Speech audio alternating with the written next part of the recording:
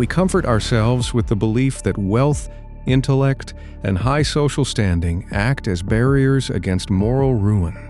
Yet, privilege often breeds a dangerous illusion of invincibility, transforming simple greed into a calculated art form. What happens when the polished mask of respectability finally cracks, revealing the darkness beneath?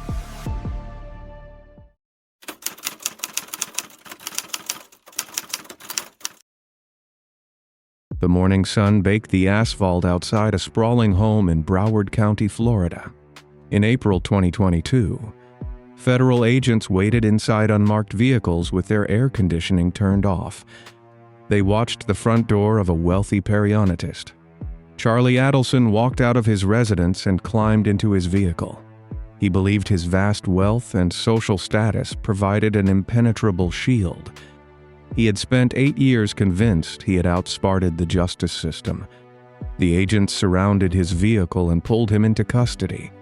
The arrest brought a sudden end to an intricate web of arrogance, wealth, and profound greed. Daniel Markel built his life around the pursuit of intellectual rigor and the love for his 2 young sons. He worked as a celebrated law professor at Florida State University in Tallahassee. His colleagues respected his brilliant legal mind and his dedication to teaching. He spent his evenings writing for a popular legal blog and debating complex concepts. His neighbors often saw him walking through the quiet, canopy-draped streets of his neighborhood. He held a deep faith and maintained a predictable, comforting daily routine. He prioritized reading bedtime stories to his boys above any professional accolade. Daniel represented a man who found joy in simple fatherhood and quiet academic pursuits. He trusted the legal system he studied and taught every day, 400 miles away in South Florida. The Adelson family operated in a separate reality. Charlie Adelson worked as a wealthy periodontist within his family business. The Adelson dental practice generated millions of dollars and granted the family immense local power. They lived in an exclusive enclave filled with gated mansions, luxury vehicles, and high society galas. Wendy Adelson, the sister of Charlie, had married Daniel Markel years prior. Their marriage fractured, leading to a bitter custody dispute over their 2 children. The Florida court system ruled that Wendy could not relocate the children to South Florida. This legal mandate enraged the Adelson family matriarch and her son Charlie. They viewed the court order as an unacceptable restriction on their desires. The family believed their financial dominance should dictate the terms of reality. The geographic divide between Tallahassee and Miami mirrored the vast psychological chasm between Daniel and his in-laws. Daniel relied on court orders, legal precedents, and rational negotiations to settle the custody disagreements. The Adelson family viewed these legal boundaries as minor obstacles meant for ordinary people. Charlie Adelson boasted about his wealth and his connections to dangerous elements in South Florida. He drove luxury sports cars and spent his weekends hosting lavish parties. He harbored deep resentment toward Daniel for defying the Adelson family demands. The patriarch and matriarch of the family offered Daniel a financial settlement of $1 million to walk away from his children. Daniel refused the money without hesitation, placing his devotion to his sons above financial gain. This refusal shattered the Adelson illusion of control and set a terrifying chain of events into motion. The physical geography of Tallahassee provides a deceptive sense of security, characterized by rolling hills and dense oak canopies. Trescott Drive sits in a quiet, affluent neighborhood, located just a few miles from the Florida State University campus. The homes feature long, winding driveways flanked by thick hedges that obscure the view from the main road. On the morning of July 18, 2014, the Florida heat had begun to rise. Daniel Markel followed his precise morning schedule with total innocence. He secured his 2 boys into their car seats and drove them to their local daycare center. He waved goodbye to the teachers and drove toward Premier Health and Fitness Center for his morning workout. He remained unaware that a rented silver Toyota Prius had followed his exact route since dawn. The occupants of the Prius tracked every turn he made through the city streets. Daniel completed his workout and navigated his dark green Honda Accord back toward Trescott Drive. He pulled into his long driveway and parked inside his open garage. The thick hedges along the property line provided a visual barrier from the passing traffic on the street. He turned off the engine and picked up his cell phone to dial a colleague. A figure stepped out from the shadows of the driveway and walked into the open garage. The intruder raised a weapon and unleashed 2 deafening cracks into the driver's side of the vehicle. The lethal projectile struck Daniel, ending his phone call in a fraction of a second. The attacker turned, sprinted down the driveway, and vanished into the waiting silver Prius. A neighbor heard the loud noise and walked outside to investigate the disturbance. The neighbor walked up the driveway and made a grim discovery inside the garage. First responders arrived within minutes and found Daniel slumped inside his vehicle, fighting for his final breaths. Paramedics rushed him to a nearby medical facility, but the catastrophic injuries proved too severe. Daniel passed away the following day, leaving his 2 young sons without their devoted father. Law enforcement officers cordoned off the entire property on Trescott Drive to secure the area. Crime scene technicians cataloged shattered glass and collected fragments of the fatal projectiles from the concrete floor. The sudden, brutal end of a prominent law professor sent shockwaves through the quiet academic community. Detectives faced a pristine crime scene with 0 witnesses and no clear physical evidence left by the assailants.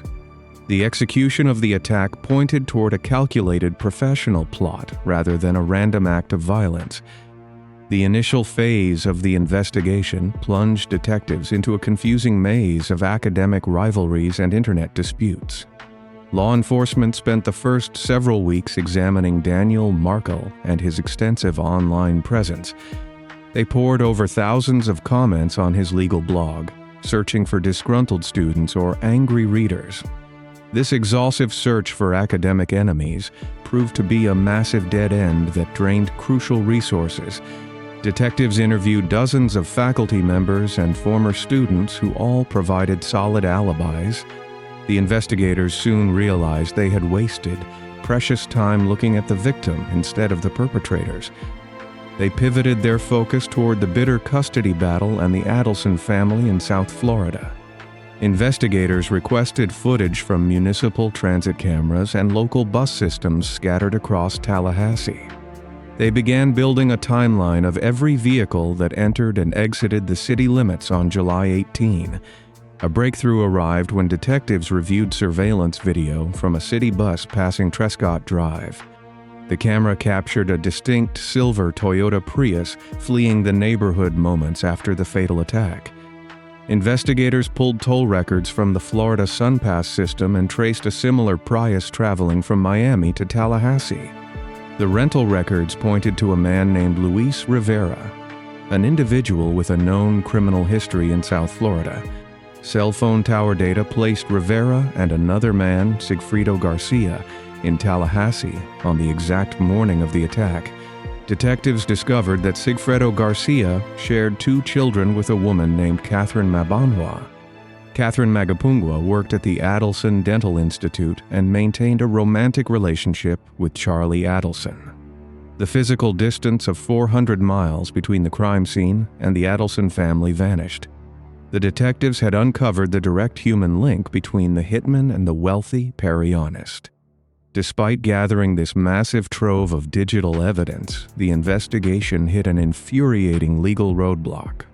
The local state attorney, Willie Meggs, reviewed the cell phone data and the toll records in 2016. Meggs refused to sign the arrest warrants for Charlie Adelson and his accomplices. He claimed the evidence remained too circumstantial to secure a conviction in a court of law. This rigid, ultra-conservative approach to the evidence paralyzed the entire investigation for several years. The decision allowed Charlie Adelson to remain free in his luxury mansion while the Markel family suffered in agony. The systemic failure demonstrated how strict bureaucratic protocols can protect dangerous individuals from facing justice. Detectives felt intense frustration as they watched their prime suspect continue his lavish lifestyle without consequence. The investigators knew they needed a recorded confession or a fatal mistake from Charlie to force the hand of the prosecutors. Law enforcement officers devised a high-stakes psychological operation to shatter the confidence of the Adelson family. In April 2016, an undercover federal agent approached Donna Adelson on a bustling street in Miami. The agent handed her a document featuring an article about the Tallahassee attack and demanded a payment of $5,000. The agent claimed he knew about the involvement of Charlie Adelson and Catherine Mbangwa. This sudden confrontation sent Donna Adelson into a state of intense panic. She picked up her cellular device and dialed her son Charlie to report the extortion attempt. The authorities had already secured wiretaps on the Adelson family network and recorded every frantic conversation. Charlie Adelson instructed his mother to remain calm and promised to handle the situation through Catherine Mbangwa. This intercepted phone call proved that the Adelsons possessed intimate, hidden knowledge of the fatal plot. Detectives tracked Charlie Adelson and Catherine Mbangwa to a luxury Miami restaurant called Dola Vida. The restaurant featured dim lighting, expensive leather booths, and a continuous stream of wealthy patrons. Federal agents had arrived hours earlier to plant hidden listening devices under the exact table reserved by Charlie. The agents sat at nearby tables, sipping water while wearing concealed earpieces to monitor the conversation. Charlie spoke in hushed tones, assuring Catherine that his family would provide the necessary funds to silence the extortionist. He detailed the exact financial arrangements and discussed the payments previously made to the hitmen. The hidden microphones captured fragments of his arrogant admissions over the clatter of silverware and background music. The audio quality suffered from the noisy environment, but the intent behind the words remained absolute. Charlie believed his immense wealth could buy his way out of this new threat, just as it had solved his previous problem. Technology caught up with the perpetrators and closed the gap left by the original investigators. Forensic audio experts spent years utilizing advanced software to isolate the voices on the Dola Vida restaurant recording. They filtered out the background music, the clattering dishes, and the ambient noise to reveal the clear statements. The newly enhanced audio provided prosecutors with undeniable proof that Charlie orchestrated the entire transaction. A new state attorney took office and authorized the arrest warrants that had been denied years earlier. Detectives arrested the hitman and Catherine Mbangwa, working their way up the criminal ladder. Catherine agreed to testify against Charlie Adelson in exchange for a degree of leniency. The impenetrable wall of wealth and silence surrounding the Adelson family began to crumble piece by piece. Law enforcement possessed the ultimate weapon needed to drag Charlie Adelson out of his mansion and into a courtroom. The courtroom in Leon County felt suffocating as the trial of Charlie Adelson commenced in 2023. The layout placed the defendant a few feet away from the grieving parents of Daniel Markell. Prosecutors projected the enhanced Dola Vida video onto a massive screen for the jury to witness the audio echoed through the silent room. The tape displayed Charlie participating in a conspiracy to end a human life. The prosecution detailed the exact financial trail. They showed staples on the stacks of cash used to pay the attackers. They proved that Charlie and his mother had funded the fatal plot to manipulate a family court decision. The evidence painted a portrait of a man who viewed human life as a simple commodity. Charlie sat at the defense table with his previous arrogance replaced by a tense, nervous energy. The defense mounted a bizarre and desperate narrative to explain the mountain of evidence. Charlie Adelson took the witness stand and claimed he was a victim of a massive double extortion scheme. He testified that Catherine Mbangwa and the hitman had carried out the attack on their own initiative. He alleged they then demanded massive sums of money from him under the threat of extreme violence. The prosecutor dismantled this absurd theory during a blistering cross-examination that lasted for hours. The prosecutor highlighted the cheerful, relaxed demeanor Charlie displayed on the restaurant tapes.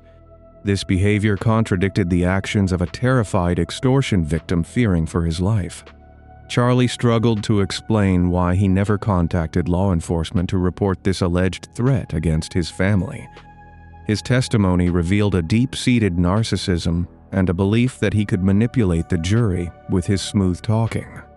The jury watched a wealthy, privileged man attempt to talk his way out of the ultimate consequence.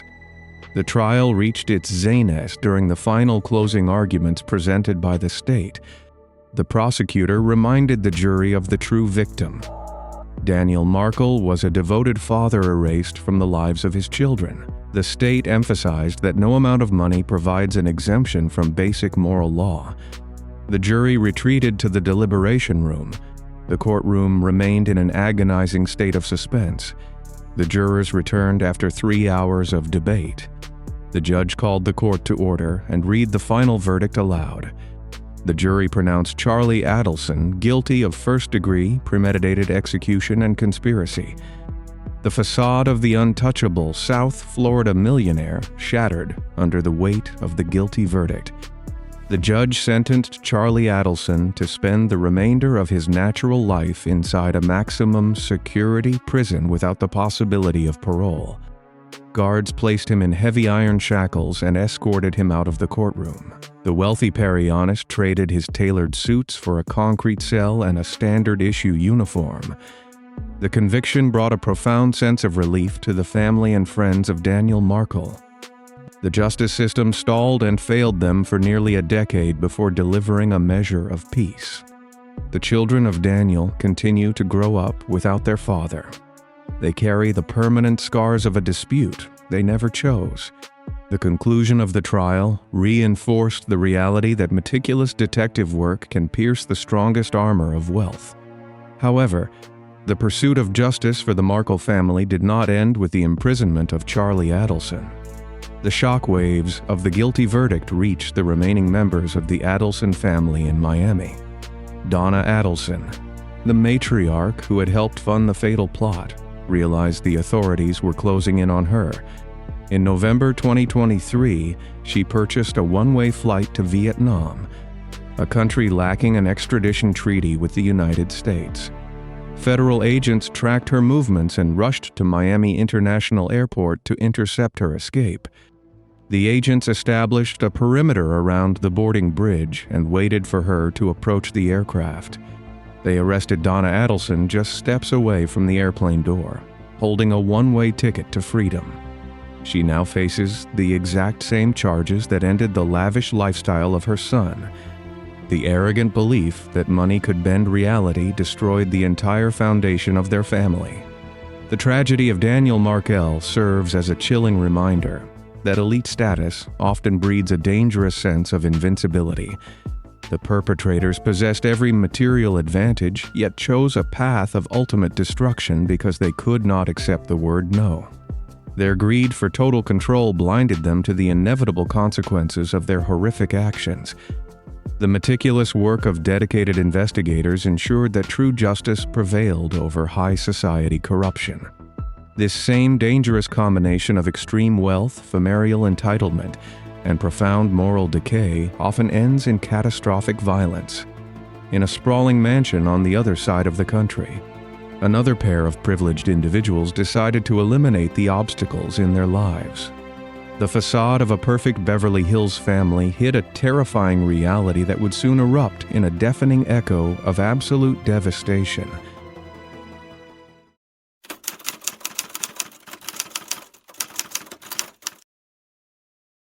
On the evening of August 20, 1989, the heavy wooden doors of a Beverly Hills mansion den swung open. Two figures stood in the threshold, gripping 12-gauge shotguns. Within seconds, the deafening roar of weapon discharges shattered the quiet wealth of Elm Drive. This precise action left entertainment executive Jose Menendez and his wife Kitty to meet a permanent brutal end on their own floral sofa.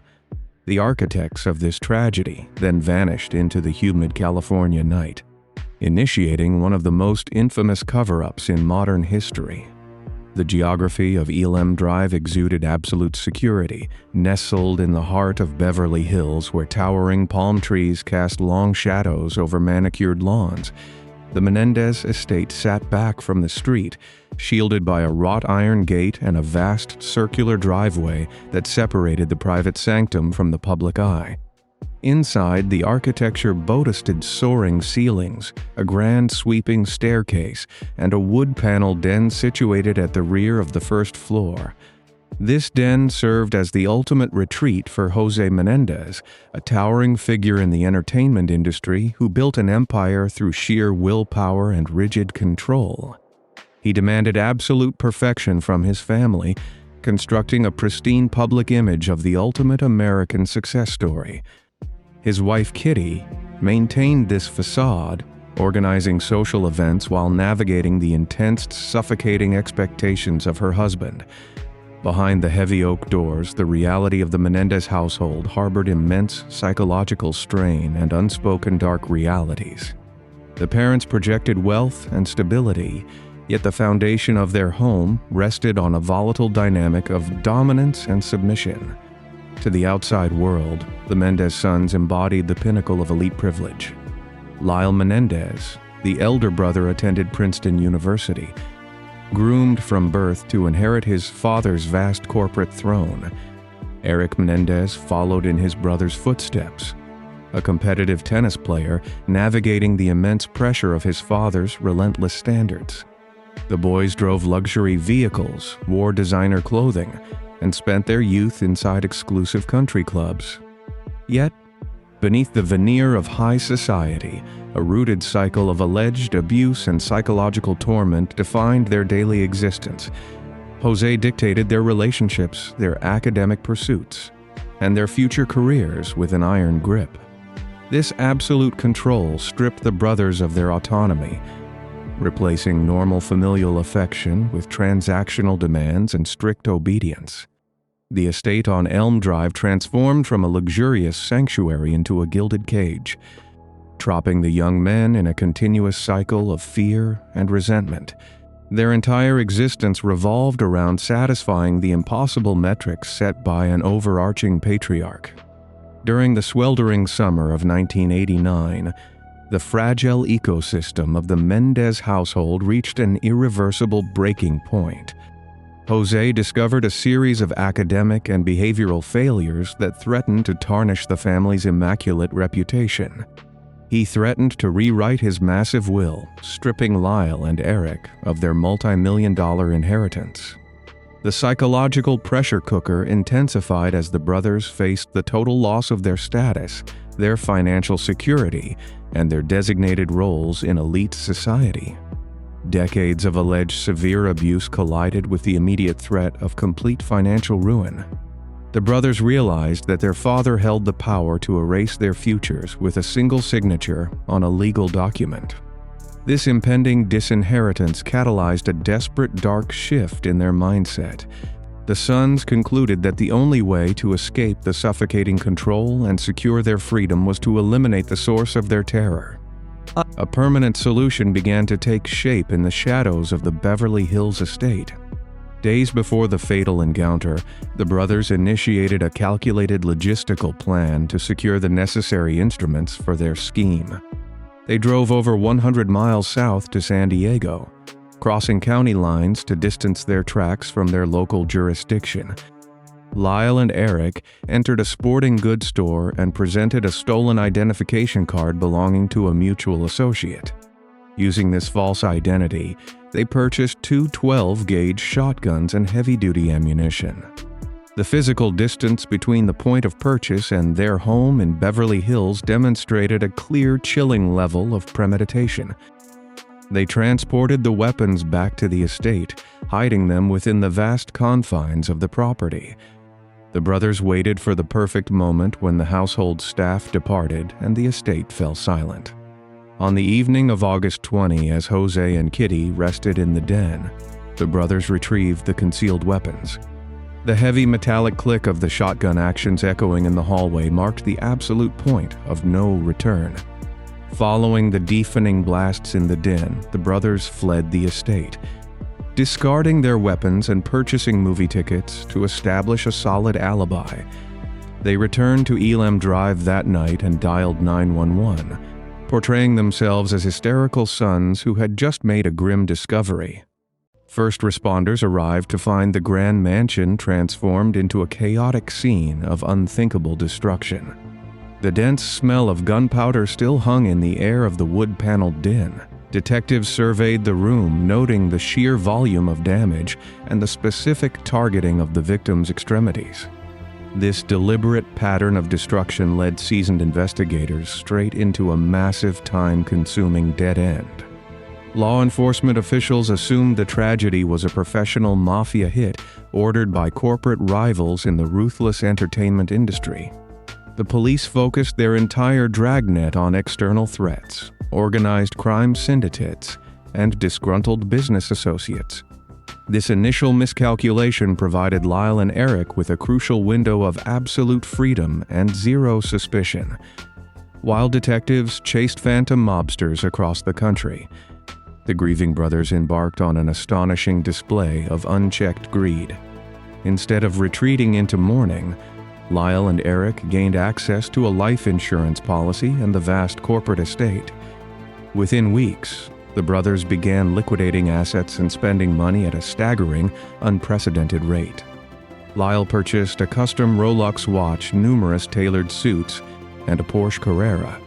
He even acquired a high-end restaurant in Princeton, pouring hundreds of thousands of dollars into his new venture. Eric hired a full-time private tennis coach and competed in tournaments across the globe, funding an extravagant lifestyle with the family wealth.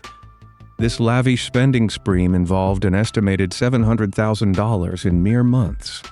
The sheer audacity of their behavior created a glaring contradiction in the eyes of the investigators. Detectives realized that targets of an active mafia hit squad would hide in absolute terror rather than parading new wealth across the world. The financial trail forced detectives to pivot their focus back to the interior of the Mendez family tree. Investigators began auditing the estate records, noting the precise timeline of the spending against the backdrop of the tragedy. However, the physical evidence linking the brothers to the scene remained non-existent, stalled by the lack of the weapons and direct witnesses. The case required a psychological fracture to break the facade, and that crack formed within the mind of the younger brother. Eric suffered from severe nightmares and crushing guilt, prompting him to seek counsel from his therapist, Dr. Jerome Oziel. The geography of Oziel's office provided a false sense of absolute security, isolated in a high-rise medical building in Beverly Hills. Behind the closed doors of this sanctuary, Eric confessed the entire sequence of events to the doctor. Lyle discovered this confession, cornering the therapist and issuing a chilling threat to ensure his absolute silence. The brothers believed their secret remained protected under the ironclad shield of doctor-patient privilege. The fatal flaw in their master plan emerged from a bizarre legal loophole and a disgruntled mistress. Judalyn Smythe, a woman engaged in an affair with Dr. Oziel, spent time in the waiting room of the medical office. She overheard the intense, threatening conversations between the Mendez brothers and the terrified therapist. Months later, after a bitter separation from Oziel, Smythe approached the police with the ultimate key to the mystery.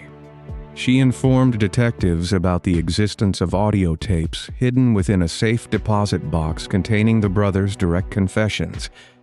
Law enforcement recognized that Lyle's explicit threat against the doctor shattered the legal protection of confidentiality.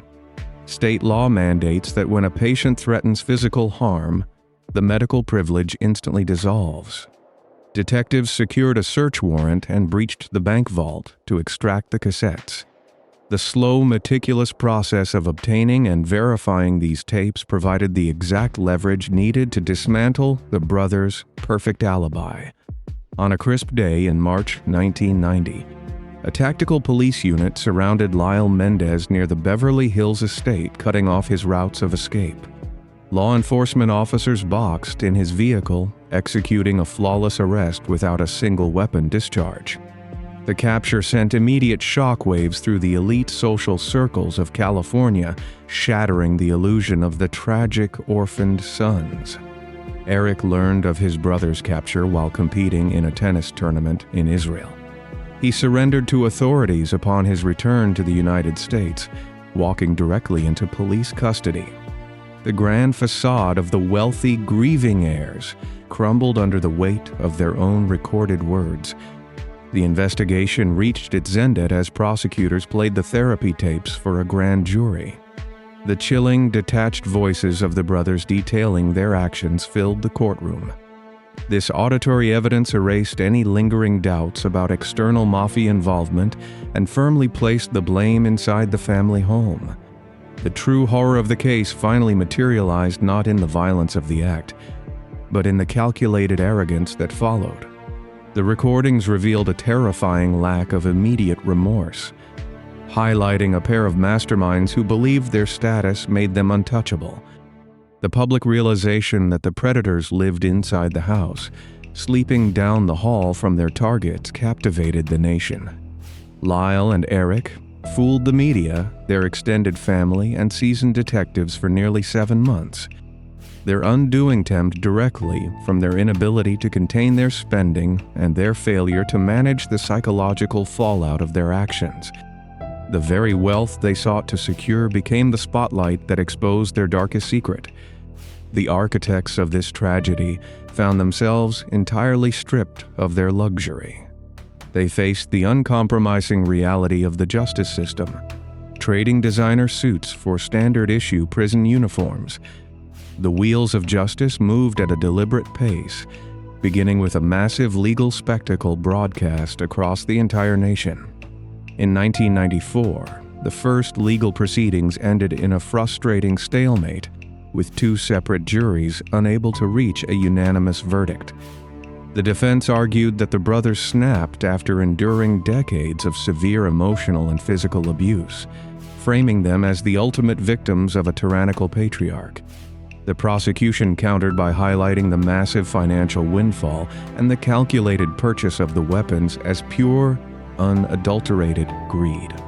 A second trial commenced in 1996, where the judge severely limited the testimony regarding the history of abuse within the home.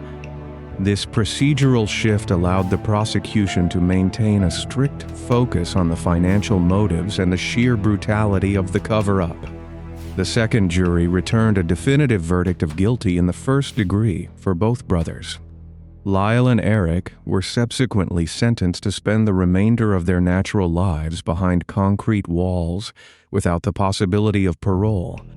For decades, the brothers remained locked away in separate facilities, their elite upbringing replaced by the rigid metallic routine of state prison. However, the narrative surrounding their culpability continued to evolve as society gained a deeper understanding of psychological trauma within affluent homes. In the year 2025, following a massive public campaign and the introduction of new evidence corroborating the abuse claims, a major legal shift occurred. The district attorney supported a resentencing effort, reducing their charges to make the brothers eligible for parole. Despite this monumental legal victory, the parole board denied their release later that same year. The board declared that their historic actions still demanded absolute confinement, leaving their ultimate fate suspended in controversy. The Mendez case remains a defining study of high society ruin, where the pursuit of extreme wealth collided with profound domestic dysfunction. While these brothers used a massive financial windfall to obscure their dark deeds, another high-status architect of deception would soon learn that making a spouse vanish on a quiet September morning in 2001 left behind a deafening, inescapable silence.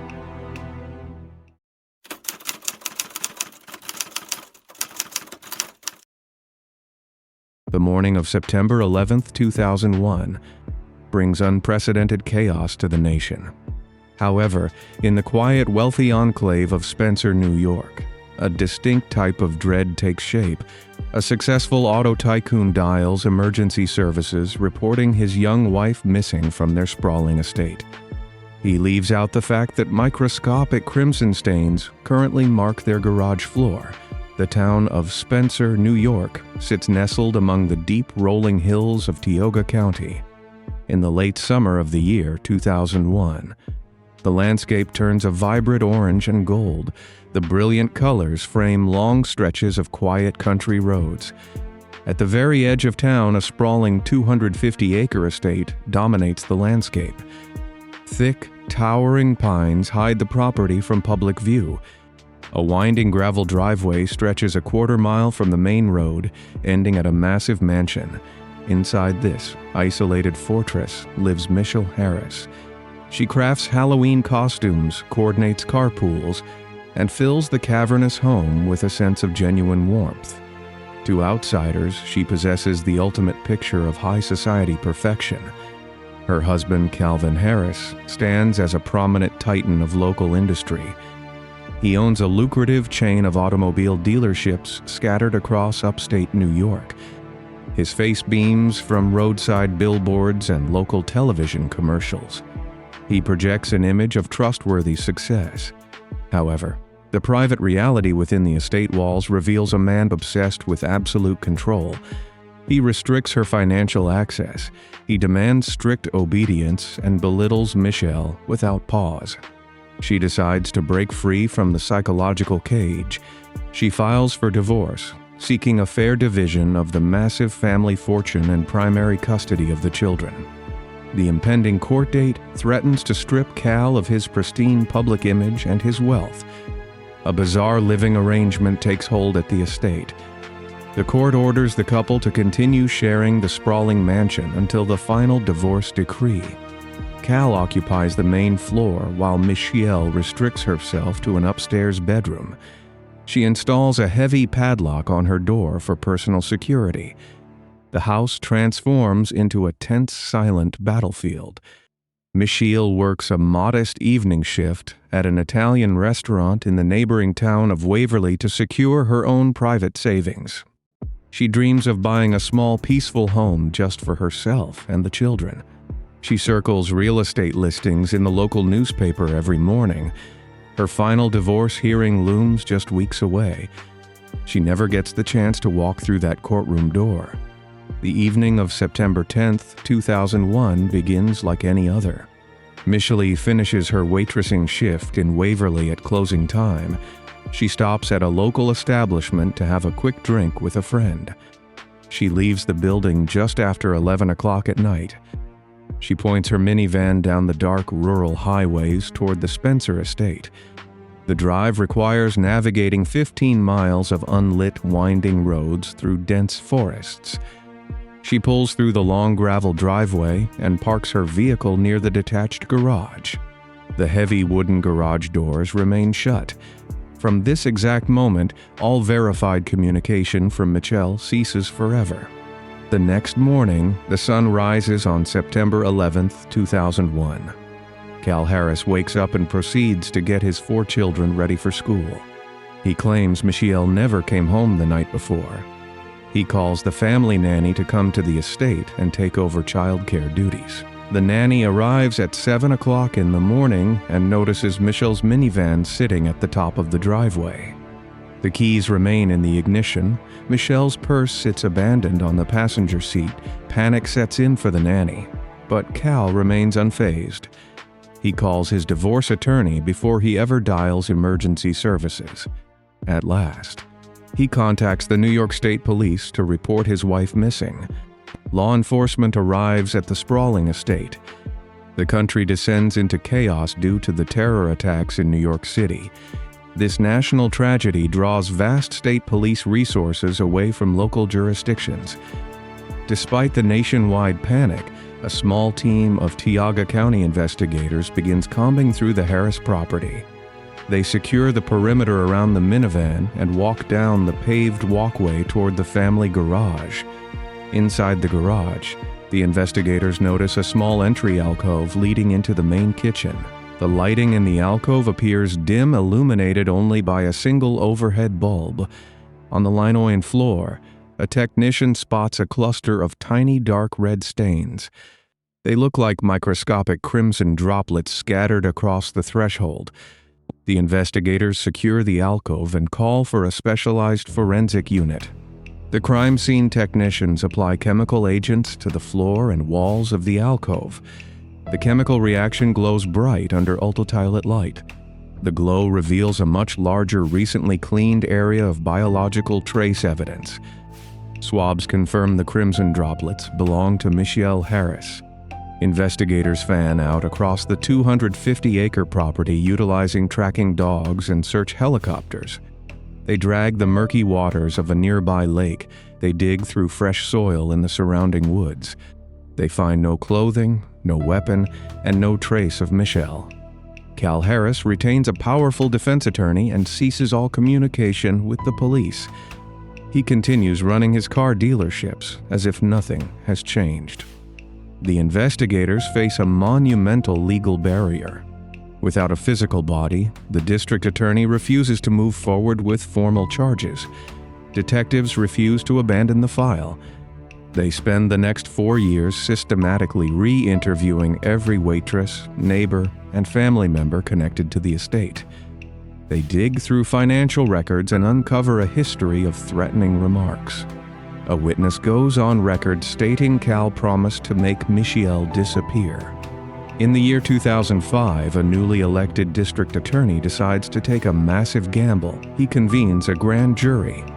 He presents the circumstantial biological evidence from the garage alcove.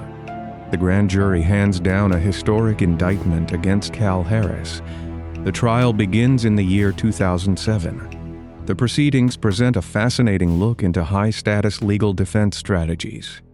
The prosecution argues that Cal ambushed Michelle in the garage alcove, using his vast property to conceal the ultimate outcome.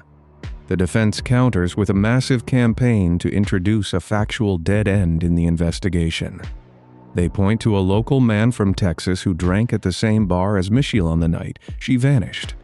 They claim this man drove a pickup truck near the estate. Investigators track down this alternate suspect and analyze his vehicle.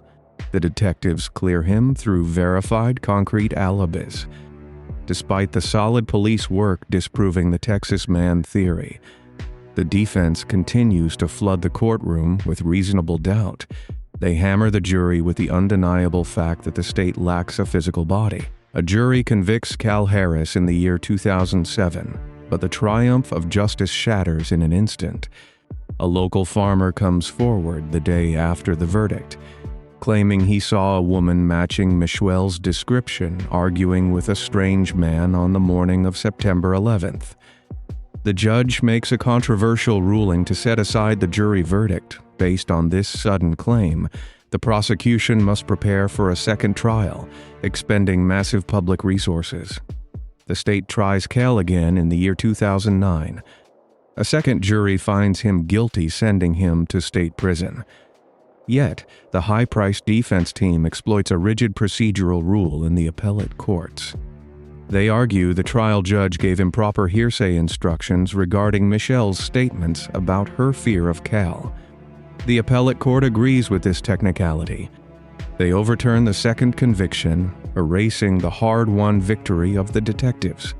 The year 2015 arrives, bringing a third trial in a distinct county. The legal battle transforms into an exhausting marathon. Witnesses struggle to recall precise details from 14 years prior. The defense team attacks the original crime scene technicians. They argue the biological markers in the garage could have resulted from a minor household accident. The prosecution strikes back, demonstrating how the stain patterns indicate blunt force trauma. The jury deliberates for 12 agonizing days behind locked doors. The tension inside the courthouse escalates. The foreperson hands a note to the bailiff. The jury remains deadlocked, forcing the judge to declare a sudden mistrial. The state refuses to surrender, launching a fourth and final trial in the year 2016. This time, Cal Harris waives his right to a jury. He demands a bench trial, placing his entire fate in the hands of a single judge. The prosecution presents the timeline one last time, detailing the oppressive divorce and the financial greed. The defense leans entirely on the absolute absence of physical remains. They exploit the strict evidentiary structures required for a no-body conviction. The judge withdraws to his chambers to weigh the 15-year saga. The courtroom sits in dead silence, waiting for the final word. The judge emerges and issues a sweeping final ruling.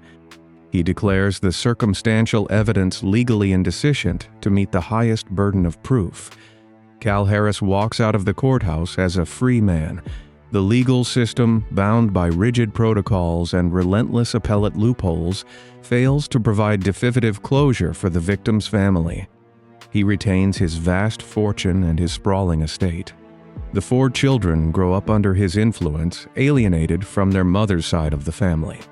The sprawling mansion in Spencer stands as a grim monument to a vanished life. Detectives who worked the case for 15 years retire with a profound sense of administrative defeat. They know the biological evidence in the garage told the true story of that September night. The defense weaponized the legal process, stretching the timeline until memories faded. Technicalities and wealth prevailed over forensic truth to this day. The deep woods and murky lakes of Tioga County keep their darkest secrets hidden. The physical form of Michelle Harris remains lost to time. Her case remains unresolved in the eyes of the law. It stands as a chilling reminder that elite resources can often outlast the scales of justice. The state closed the books on the Harris estate, leaving behind only the fading echoes of a mother's stolen future. Yet, this pattern of elite arrogance and deep-seated greed is not isolated to the rural hills of New York. A similar toxic entitlement breeds miles away in the humid low country of South Carolina. On a sprawling family hunting estate, another wealthy patriarch prepares to execute a desperate plan to preserve his collapsing empire. The dark legacy of Alex Murdaugh is about to begin.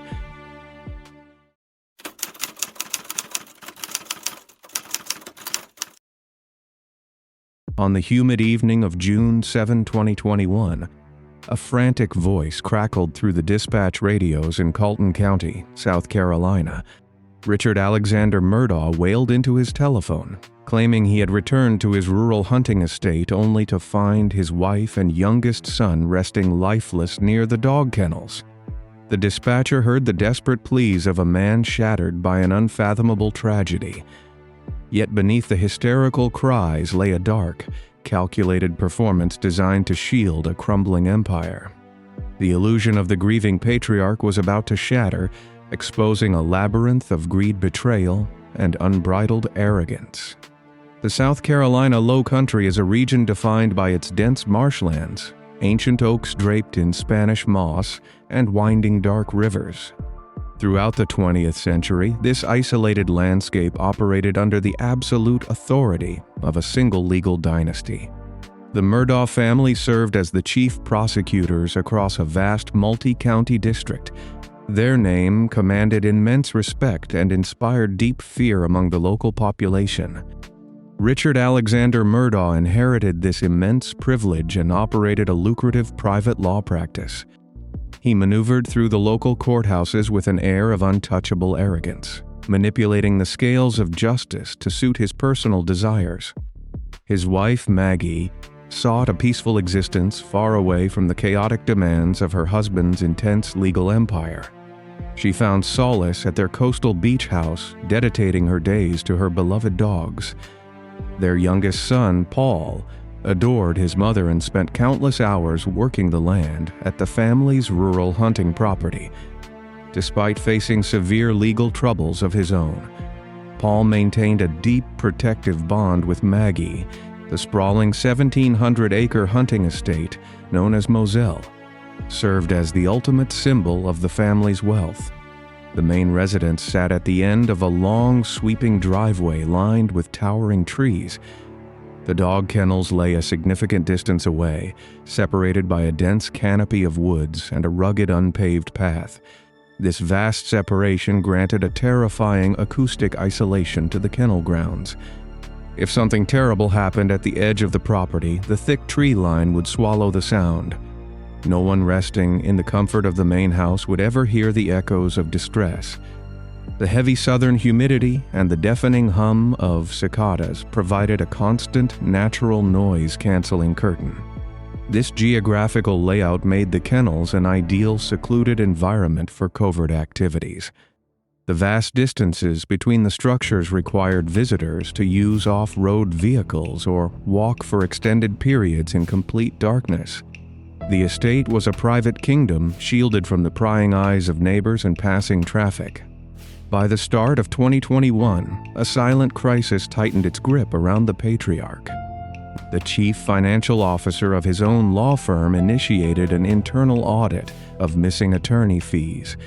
Millions of dollars belonging to vulnerable clients had vanished into a complex web of deceit. The accountant uncovered irregular checks and suspicious transfers tied directly to Alex's primary trust accounts. The evidence of massive white-collar theft grew too substantial to ignore. On the morning of June 7, 2021, the firm executives cornered Alex in a tense closed-door meeting regarding hundreds of thousands of dollars in missing funds. This specific confrontation threatened to destroy his reputation, strip his legal license, and send him to federal prison. The walls of his untouchable elite status began to collapse under the weight of his own greed. That very afternoon, Alex initiated a fatal sequence of events to divert attention from his financial ruin. He contacted Maggie and urged her to leave the safety of their coastal home to meet him at the isolated Moselle estate.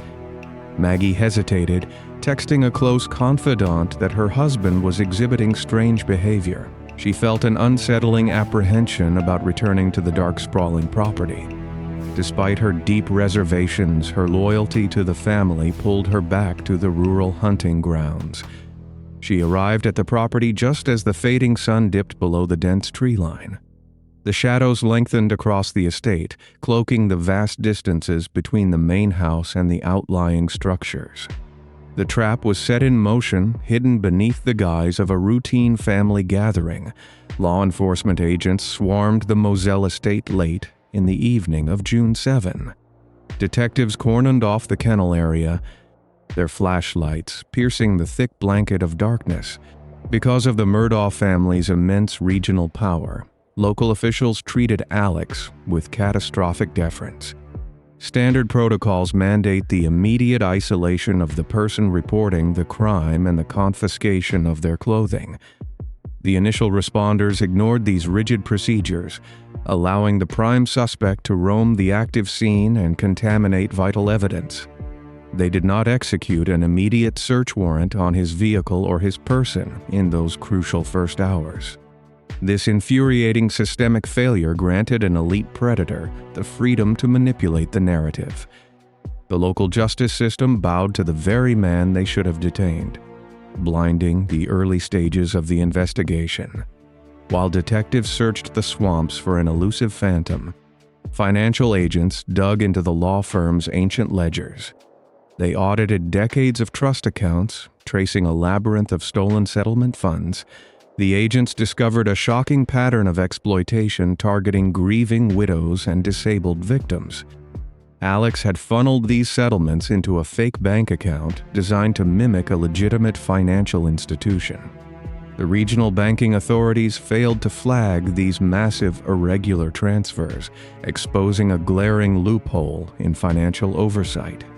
A rigid protocol should have triggered federal alerts. Yet the system allowed a prominent attorney to bypass every safeguard. This incompetence enriched a mastermind while his most vulnerable clients suffered in absolute poverty. The true motive behind the tragedy at the kennels began to materialize within these stolen millions. By September 2021, the financial pressure transformed into a bizarre public spectacle.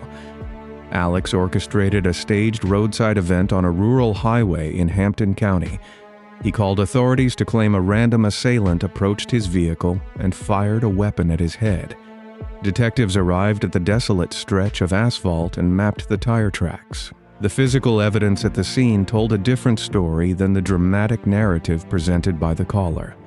Trajectory analysis and the superficial nature of the wound pointed to a desperate, manufactured event.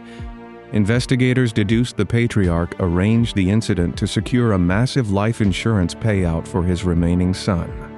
This theatrical stunt shattered the last remnants of public sympathy and directed all law enforcement scrutiny onto his shoulders.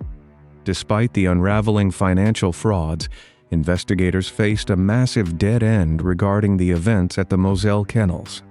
Alex provided a concrete alibi, swearing he resided in the main house during the fatal time window. He claimed he traveled to visit his ailing mother before returning to make the grim discovery. Detectives interviewed every neighboring property owner and charted individual cell tower pings to search for a contradiction. They pored over thousands of pages of telecommunication records without finding a definitive flaw in his timeline. The case stalled in a state of suspended animation while attorneys filed endless court motions. The defense team proclaimed his innocence to the press, leveraging their high society connections to cast doubt on the state investigators. The community feared the real culprit remained free as the true predator hid behind a wall of manufactured alibis. The turning point arrived through an agonizing process of digital forensics. Law enforcement technicians executed a daily, relentless assault on the security encryption of Paul's cellular device. They fed endless strings of code into a decryption program to bypass the digital lock. They extracted a massive cache of background data, isolating the exact timestamps of his final digital interactions. An agent discovered an undocumented video file buried within the phone's memory architecture. The recording captured a brief interaction near the dog kennels mere moments before the tragedy occurred. This single piece of hidden evidence possessed the power to shatter the entire defense strategy. The unblinking eye of the digital lens brought the investigation to its terrifying conclusion. The video played on the investigator's screen. The footage showed a dog wagging its tail. The timestamp read 8:44 in the evening. 3 distinct voices echoed in the background audio. Maggie spoke first. Paul answered her. A third voice called out from the dark. It was Alex, his distinct southern drawl cut through the humid night air. The alibi collapsed. The predator stood at the kennels. He lied to the authorities. The motive crystallized in the minds of the detectives. The walls were closing in on his financial frauds that very morning. He needed a catastrophic distraction. He needed time to cover his tracks. He summoned his family to the most isolated edge of the property. He wielded 2 separate firearms. He sacrificed his own flesh and blood to save his social standing. The untouchable mastermind stood unmasked. The trial commenced in early 2023 in the Colton County Courthouse. The historic courtroom served as the final stage for the fallen patriarch. Prosecutors presented the meticulous digital timeline to the jury. The audio recording destroyed every claim of innocence. The jury saw past the elite privilege and the manufactured tears of the defendant. On March 2023, the jurors returned a guilty verdict on all charges. The presiding judge handed down 2 consecutive life sentences without the possibility of parole. The architect of the tragedy walked out of the courthouse in chains, stripped of his power and his legacy. Months later, the disgraced attorney returned to a different courtroom to face justice for his endless thefts. He pleaded guilty to dozens of financial crimes, admitting to stealing from the most vulnerable members of his community. The court handed down additional decades-long prison sentences. The Untouchable dynasty lay in absolute ruin, destroyed by the boundless greed of its final heir. The victims of his financial schemes received a measure of closure, though their stolen years could never be returned. Yet, as devastating as this betrayal of family trust was, it was not the first time a wealthy patriarch turned his grand estate into a tomb. Decades earlier, another high society father plunged his opulent New Jersey mansion into an eternal, suffocating darkness.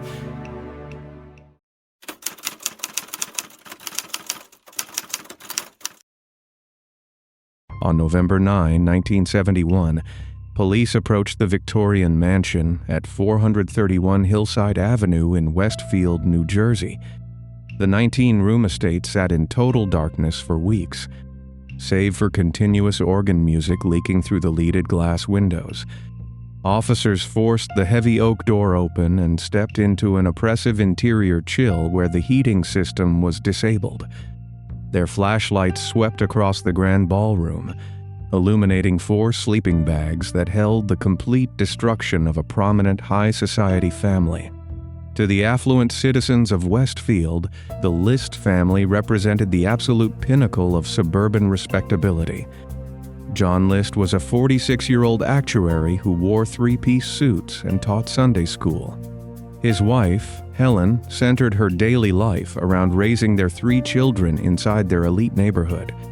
16-year-old Patricia was an aspiring actress, while 15-year-old John Jr. showed immense promise in varsity soccer. 13-year-old Frederick spent his quiet evenings building model airplanes and playing with the family dog. Together with John's 85-year-old mother Alma, they occupied a magnificent 19-room estate known as Breeznall. To outside observers, the household operated with the orderly perfection of a Swiss timepiece. Beneath that grand architectural facade, a quiet rot steadily consumed the household from within. Helen suffered from untreated neurosyphilis from her first marriage, which slowly eroded her mental stability. John had been fired from his lucrative banking position years earlier due to rigid personality traits. Rather than confess this humiliating failure, John spent his days reading financial newspapers on park benches. He quietly siphoned money from his elderly mother's bank account to pay the mounting mortgage. He viewed financial ruin as a profound spiritual condemnation of his identity as family patriarch.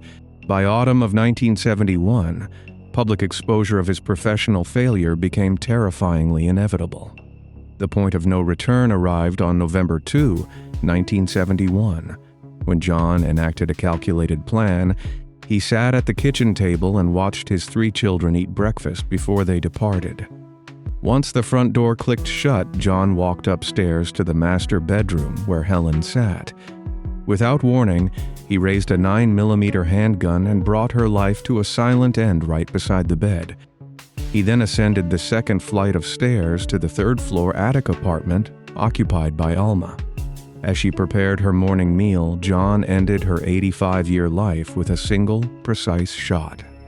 He dragged his wife down the winding staircase to the ballroom, yet left his mother upstairs. By mid-afternoon, John returned to the quiet estate on Hillside Avenue to await his children. At 2:30 in the afternoon, 16-year-old Patricia walked inside, only to meet a swift end in the hallway. Less than an hour later, 13-year-old Frederick bounded up the steps where his father took his future. John dragged both teenagers into the grand ballroom and laid them on sleeping bags beside their mother. That evening, John drove his station wagon to the local high school to watch John Jr. play soccer. He drove the exhausted teenager home and walked him into the kitchen where the boy fought desperately before being overpowered. John arranged all 4 bodies in the ballroom and activated the intercom to broadcast religious organ music throughout the estate. Before fleeing on November 3, John executed calculated deceptions to delay discovery of the crime scene. He penned letters to the children's schools stating the family was traveling to North Carolina for a sick relative. He canceled the milk delivery and newspaper service, so no physical clues accumulated on the front porch. In the study, he sat at his desk and typed a 5-page letter to his pastor justifying his actions. He systematically snipped his own face from every family photograph with scissors to prevent police circulation. He then turned off the home's hating furnace to preserve the victims in the cold autumn air. John drove his green 1962 Chevrolet station wagon to Kennedy Airport and vanished into the terminal. For nearly 1 full week, the silent estate kept its horrific secrets behind closed drapes and locked heavy oak doors. Discovery occurred when 16-year-old Patricia's drama teacher, Dr. Ed Cinder noticed suspicious travel excuses and alerted police. When Westfield police officers forced entry on November 9, they confronted a forensic nightmare exacerbated by John's photograph destruction. Detectives sealed the 19-room Victorian mansion and established a rigid command post inside the ground floor library. Crime scene technicians spent 72 hours dusting the ballroom and kitchen, only to find the door handles wiped clean. Investigators read the 5-page confession letter on the desk, which confirmed John's responsibility but offered zero escape clues. Local authorities issued a nationwide bulletin but were forced to distribute outdated snapshots recovered from distant relatives. During the winter of 1971, the Westfield Police Department dedicated thousands of hours to tracking national leads. Detectives recovered John's abandoned green Chevrolet from the airport parking lot, but comprehensive fingerprint sweeps yielded nothing actionable. Flight manifests from every commercial airline departing New York during the first week of November were cross-referenced against hundreds of aliases. Investigators pursued a massive false lead when a train ticket agent in Chicago reported selling a cabin to a matching traveler. 2 Westfield detectives flew to Illinois to examine hotel registries, only to discover the traveler had an ironclad alibi. Primitive communication networks of the early 1970s prevented local jurisdictions from instantly sharing fingerprint cards across state lines. Without a centralized national database, alerts sent by New Jersey authorities to western states frequently sat unread in paper archives. As the active investigation cooled over the next decade, the fugitive successfully built a new life in Denver, Colorado. He obtained a Social Security card using a college classmate's name, secured employment as an accounting clerk, and joined a church. He integrated so seamlessly into his new community that he married an unsuspecting widow named Dolores Miller in 1985. By 1988, a newly promoted prosecutor in Union County, New Jersey, refused to let the 17-year-old mystery fade into obscurity. Investigators approached the television program America's Most Wanted, enlisting forensic sculptor Frank Bender and profiler Richard Walter to create a clay bust. Bender worked meticulously in his studio to sculpt exactly what the 63-year-old fugitive would look like wearing thick framed glasses.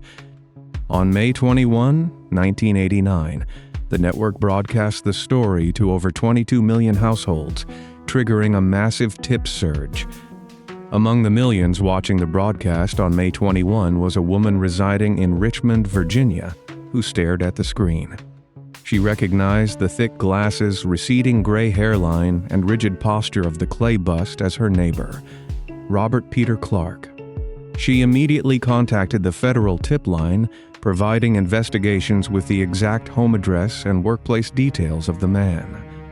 On June 1, 1989, special agents from the Federal Bureau of Investigation coordinated with Richmond Police to surround an accounting firm. Agents positioned themselves at every exit before 2 senior investigators pushed through the glass doors toward his cubicle. The elderly accountant sat at his desk, wearing a conservative 3-piece suit and reviewing financial ledgers with intense focus. When agents spoke his true birth name out loud, the 64-year-old suspect calmly denied knowing anything about Westfield before being handcuffed. Inside the Federal Processing Center in Richmond, the captive maintained his false identity, insisting law enforcement had arrested the wrong individual. To shatter the suspect's ironclad deception, investigators bypassed verbal interrogation and relied strictly on undeniable forensic identification protocols. Technicians inked the fingers of both of his hands and rolled them carefully onto standard 10-print cards. Within hours, fingerprint specialists at the National Crime Laboratory compared the fresh impressions against latent prints from John List's military records. The ridge counts, bifurcations, and enclosure patterns on the right thumb and index finger matched with absolute mathematical certainty. Confronted with the unassailable biological evidence of his own skin, The quiet accountant ceased his protests and slumped into his chair. The man who spent 18 years hiding in plain sight under the cloak of high society piety was finally bound for trial. In the spring of 1990, John List stood trial inside the Union County Courthouse, miles from where his mansion once stood. Defense attorneys argued that the former executive suffered from post-traumatic stress disorder and deep depression caused by extreme financial pressure. However, prosecutors systematically dismantled this narrative by presenting the 5-page confession letter and deliberate delivery cancellations as proof of premeditation. The jury listened in silence as forensic experts detailed how the perpetrator sat and ate breakfast while timing his children's return. On April 12, 1990, the jury deliberated for less than 9 hours before returning a verdict of guilty on 5 capital charges. The presiding judge condemned John's actions as the ultimate betrayal of parental trust, sentencing him to 5 consecutive terms of life imprisonment. Surviving relatives of Helen and Alma wept in the courtroom. Experiencing long overdue moral closure after 17 years of agonizing uncertainty, John spent his remaining years incarcerated behind the razor wire of the New Jersey State Prison, stripped of his social prestige. He continued to express a self-righteous belief that his actions were morally justified, insisting his family would be reunited in heaven. On March 21, 2008, the 82-year-old inmate died from complications of pneumonia inside the secure ward of St. Francis Medical Center. He was buried in an unmarked grave, leaving behind a legacy as a man whose financial greed destroyed the lives he should have cherished. The tragic story of the List household remains a haunting reminder of how elite privilege can mask destructive psychological darkness inside an ordinary home. Yet across the American landscape, the dangerous combination of fading social status and domestic entitlement was far from unique to New Jersey. While John List destroyed his household to conceal his failure, another high society mastermind across the country would soon erupt into a violent, midnight intrusion that would shock the wealthy legal circles of San Diego to their core.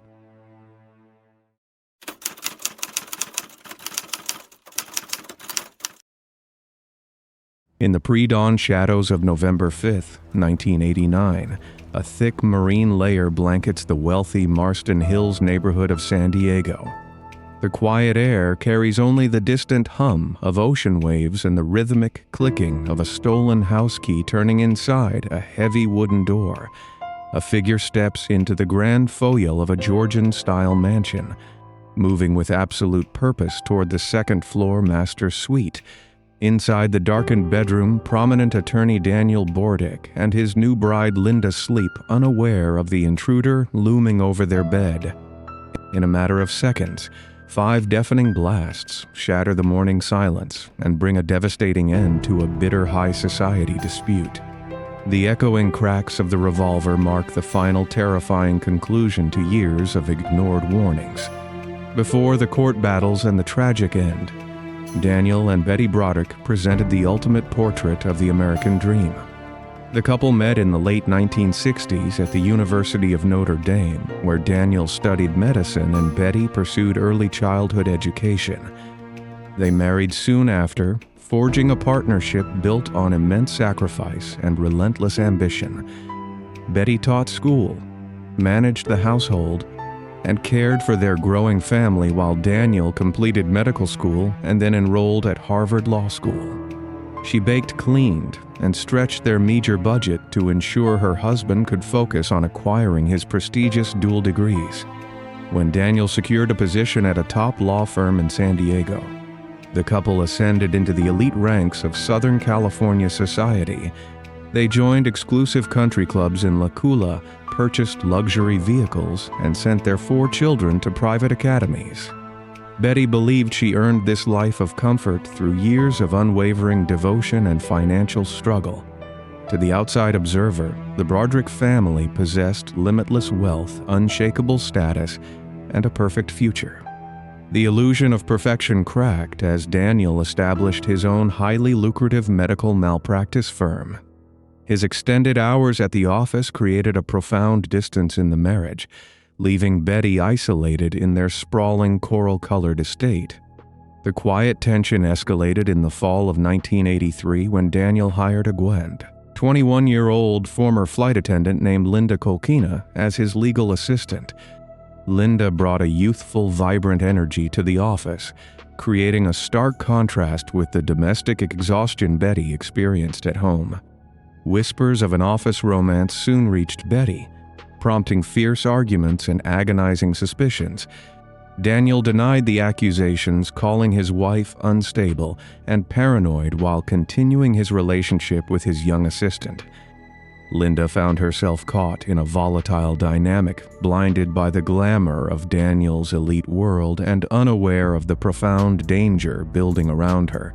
Betty watched her identity as a devoted wife and socialite crumble under the weight of her husband's deception.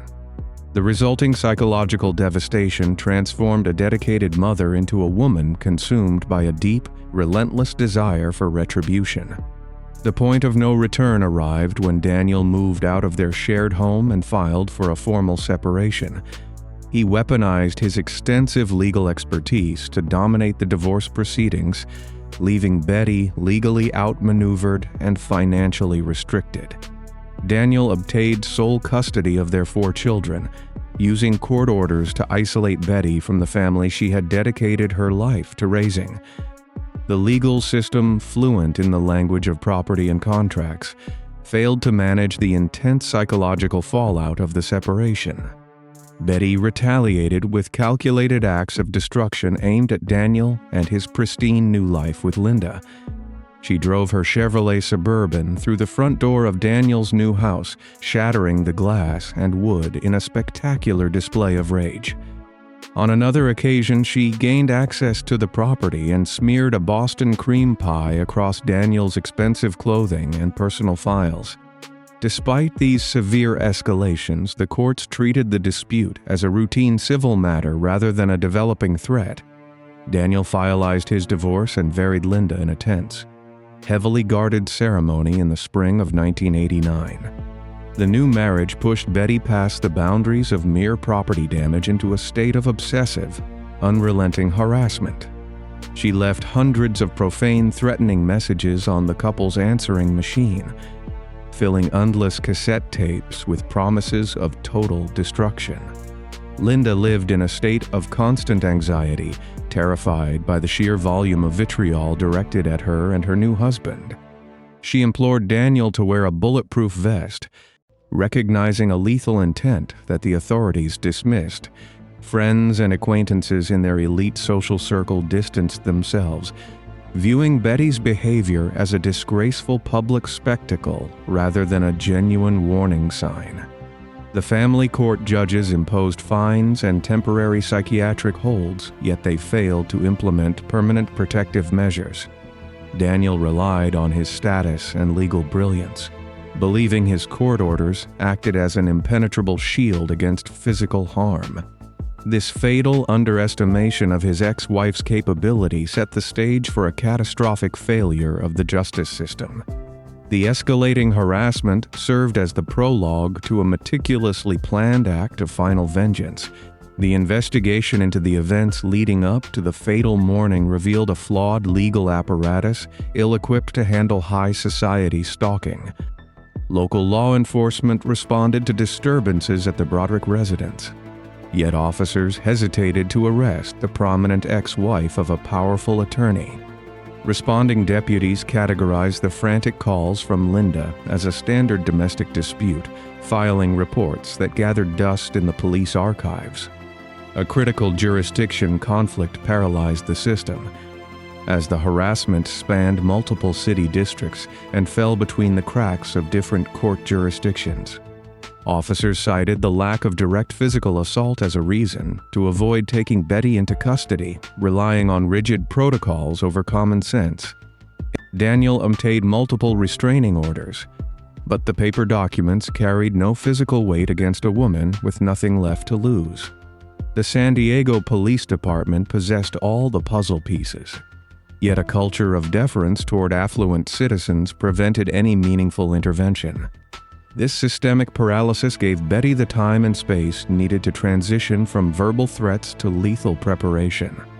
The authorities watched a tragedy unfold in slow motion and did nothing to stop it. During the early months of 1989, Betty took a decisive step that elevated the danger to a lethal threshold. She visited a local sporting goods store and purchased a 5-shot Smith & Wesson revolver, a weapon renowned for its devastating reliability. The state mandated a brief waiting period, an administrative hurdle that Betty cleared without raising a single red flag. The background check system only looked for felony convictions or formal mental health adjudications, ignoring the massive paper trail of civil restraining orders and documented property damage. After securing the weapon, Betty attended target practice sessions at a local shooting range, mastering the heavy trigger pull of the revolver. She spent her days consumed by her grievances, replaying the court rulings and the answering machine tapes in an endless loop of self-torment. Investigators later found her home littered with legal documents, underlined transcripts, and diaries documenting her profound sense of injustice. The legal system stripped her of her identity, and she responded by forging a new identity centered on retribution. The days turned into weeks, and the weapon sat loaded in her purse, waiting for the inevitable confrontation. The defense team later attempted to construct a legal dead end by arguing that Betty suffered from extreme psychological abuse and diminished capacity. They claimed Daniel employed sophisticated gaslighting techniques, driving her to the brink of insanity to secure a favorable divorce settlement. The attorneys pointed to his financial control and his deliberate isolation of Betty from her children as a form of non-physical battering. This legal strategy aimed to reframe the deliberate planning as a spontaneous psychological snap, a desperate reaction to years of emotional torture. The meticulous chronological timeline constructed by the prosecution dismantled this narrative of sudden, uncontrollable panic. Detectives proved that Betty engaged in a calculated hunt, waiting for the perfect opportunity to strike when Daniel and Linda were most vulnerable. The claim of diminished capacity crumbled against the hard evidence of target practice, the strategic purchase of the weapon, and the acquisition of the house key. The jury rejected the notion that the horrific act was an accident of a broken mind, recognizing it instead as a focused mission. The investigation proved that Betty retained full awareness of her actions and the permanent consequences they would bring. To understand the deliberate nature of the crime, investigators mapped the physical geography of the Marston Hills property. The residence sat set back from the street, surrounded by tall hedges and heavy wooden gates that provided a false sense of absolute security. The front door featured a robust deadbolt accessible only to family members and authorized household staff. The interior layout demanded a specific route to reach the victims, requiring an intruder to cross the grand foyer, navigate a sweeping central staircase, and travel down a long carpeted hallway. The master bedroom occupied the furthest corner of the second floor, a secluded sanctuary removed from the neighborhood outside. Betty gained access to this fortress by taking a spare key from the belongings of her eldest daughter, slipping it into her purse weeks before the incident.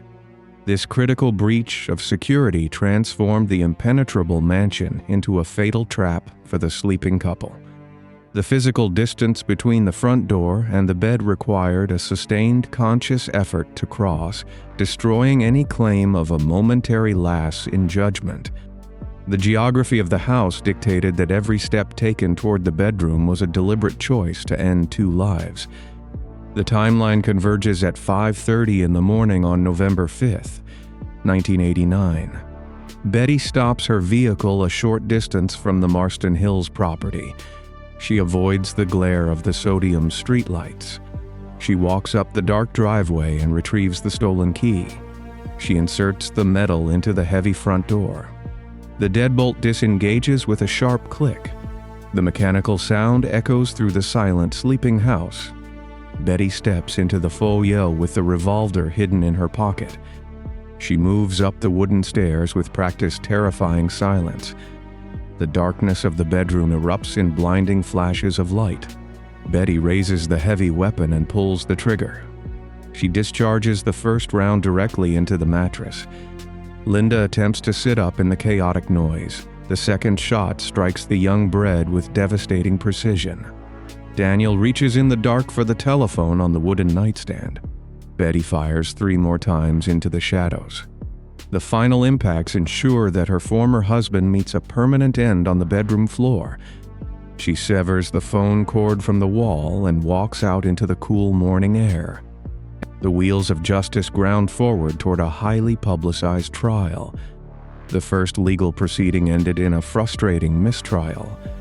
The defense confused the panel with narratives of emotional abuse and desperate provocation. The prosecution regrouped for the 1991 retrial with an impenetrable timeline. They highlighted the stolen key, the severed telephone cord, and the undeniable trajectory of the 5 bullets. The second jury saw through the facade of the wronged socialite. The court convicted Betty Broderick of 2 counts of intentional homicide. The judge handed down a sentence of 32 years to life in state prison. The verdict offered a grim sense of justice for the grieving Kolkina and Broderick families. Betty Broderick remains incarcerated behind the high concrete walls of the California Institution for Women. The parole board has denied her requests for release over the decades. Commissioners cite her persistent refusal to accept full responsibility for the devastating events of 1989. She continues to portray herself as the ultimate victim of a corrupt legal system. Her narrative ignores the 2 lives she extinguished in the dark. The mansion in Marston Hills stands quiet today. It serves as a chilling monument to a legal apparatus that ignored the loudest of warnings. The tragic saga of the Broderick family proves that wealth offers no true protection against human malice. Yet, as we travel half a world away to the luxury resorts of Bali, another wealthy family dynamic prepares to implode in a much more calculated manner.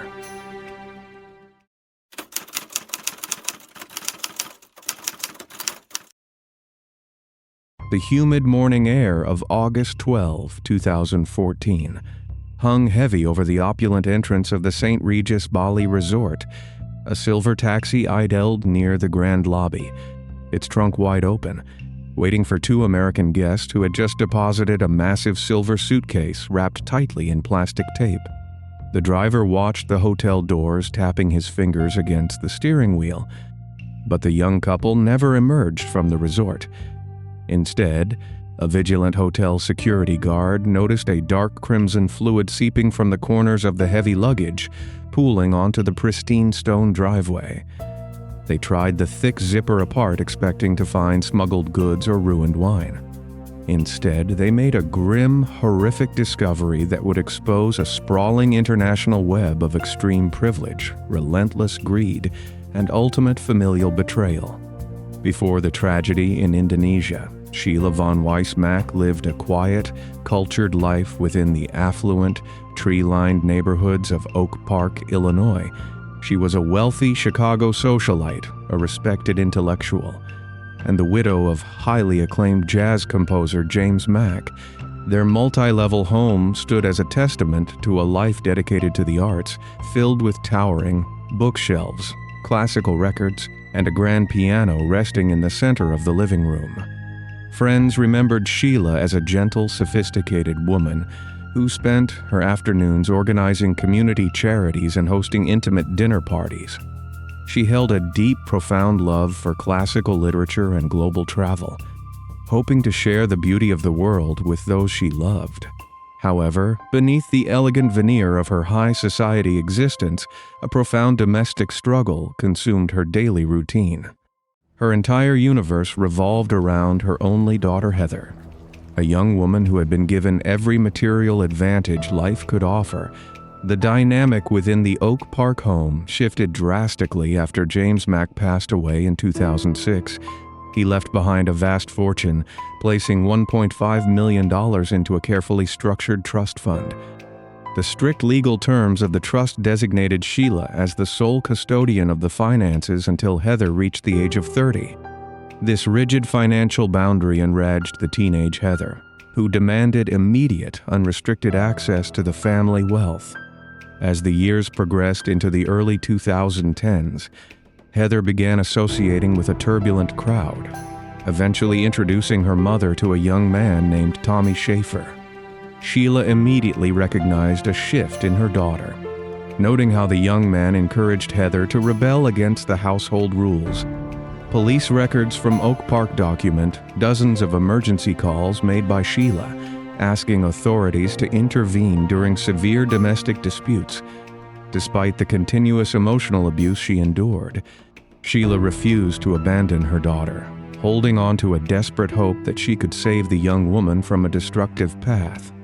By the summer of 2014, the emotional distance between mother and daughter had reached a critical, unmanageable breaking point. Sheila decided that a luxurious extended vacation to the tranquil islands of Indonesia might serve as a final opportunity to mend their fractured bond. She meticulously planned a multi-week itinerary, sparing no expense to secure 5-star accommodations across the globe.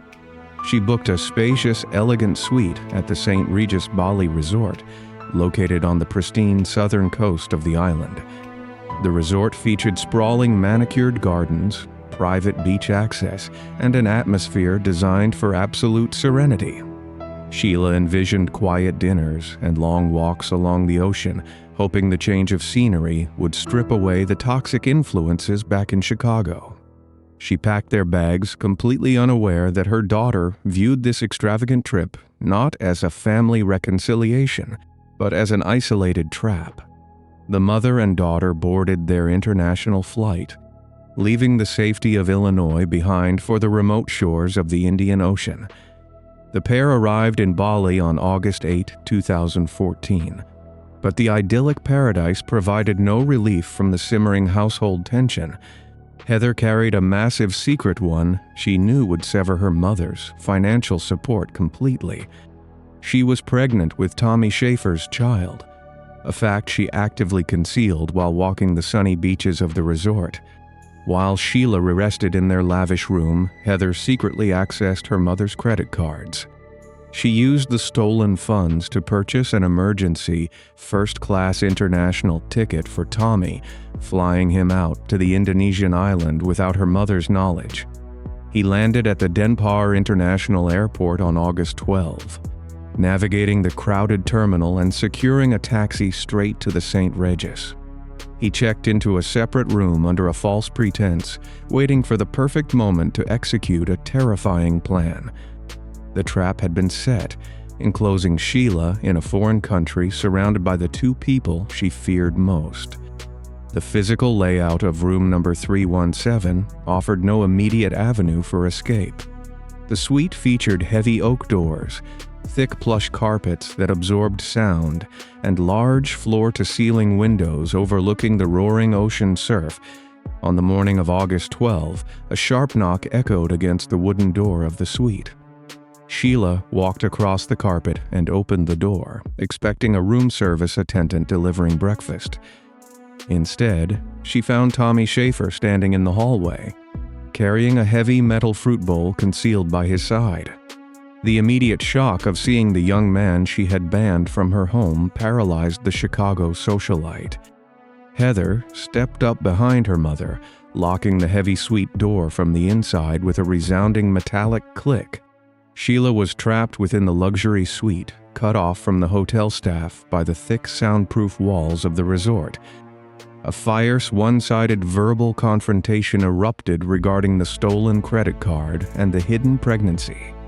Sheila stood her ground, declaring she would sever the trust fund and call the local authorities to report the theft. The argument ceased instantly when a devastating fatal strike met the wealthy widow. The heavy metal fruit bowl was weaponized, crashing down with immense, calculated force. The auditory reality of the room shifted from frantic shouting to absolute, chilling silence. save for the rhythmic crashing of the ocean waves outside the glass. Sheila von Weissmack met a brutal, permanent end on the floor of the luxury suite. Without a moment of hesitation, the young couple dragged a massive silver suitcase from the closet. They forced the remains of the Chicago socialite into the tight confines of the luggage, zipping it shut to conceal their horrific actions. The perpetrators wiped the visible remnants from the carpet, packed their belongings, and requested a bellhop to transport the heavy luggage to the lobby. They casually followed the cart down to the grand entrance, maintaining a calm, unbothered demeanor as hotel staff loaded the suitcase into the trunk of a waiting silver taxi. Realizing they needed to fetch their passports from the safety deposit box, they told the driver to wait while they stepped back inside. Once out of the driver's line of sight, panic finally gripped the young couple. They abandoned the luggage, fleeing down a hidden concrete maintenance stairwell at the rear of the resort. They sprinted across the sandy public beach, disappearing into the chaotic crowds of tourists walking along the coastline. Back at the grand entrance, the seeping crimson fluid prompted the taxi driver to alert the hotel security team. Local Indonesian police arrived within minutes, securing the perimeter with yellow tape and carefully unzipping the soiled luggage. They cross-referenced the hotel registry, officially identifying the victim and launching a massive island-wide manhunt for the missing Americans. The Denpasar Police Department immediately initiated a strict, methodical tracking protocol to locate the fugitives. Investigators seized the hotel security servers, spending hours analyzing the high-definition video files from the lobby cameras. The digital footage clearly displayed Heather and Tommy walking alongside the bellhop, their faces captured in stark detail under the bright sodium lights. Detectives dispatched officers to all regional transportation hubs, monitoring the airport departure gates and the coastal ferry terminals. They systematically interviewed taxi dispatchers across the southern peninsula, tracing the couple's frantic movements away from the luxury resort area. The trail led the officers away from the affluent beaches and into the dense, chaotic streets of Kuta, a bustling tourist district miles away. On the morning of August 13, plainclothes officers surrounded a cheap, run-down budget motel nestled between two loud nightclubs. They breached the wooden door of the rental unit, finding the young couple sleeping inside, and immediately placed them in iron handcuffs. The suspects were transported to the Central Police Headquarters for an intense, grueling interrogation process. Operating across a massive language barrier, Indonesian detectives utilized certified translators to document every single statement. Heather and Tommy sat in separate concrete rooms, confidently spinning a wild, fabricated tale to the local authorities.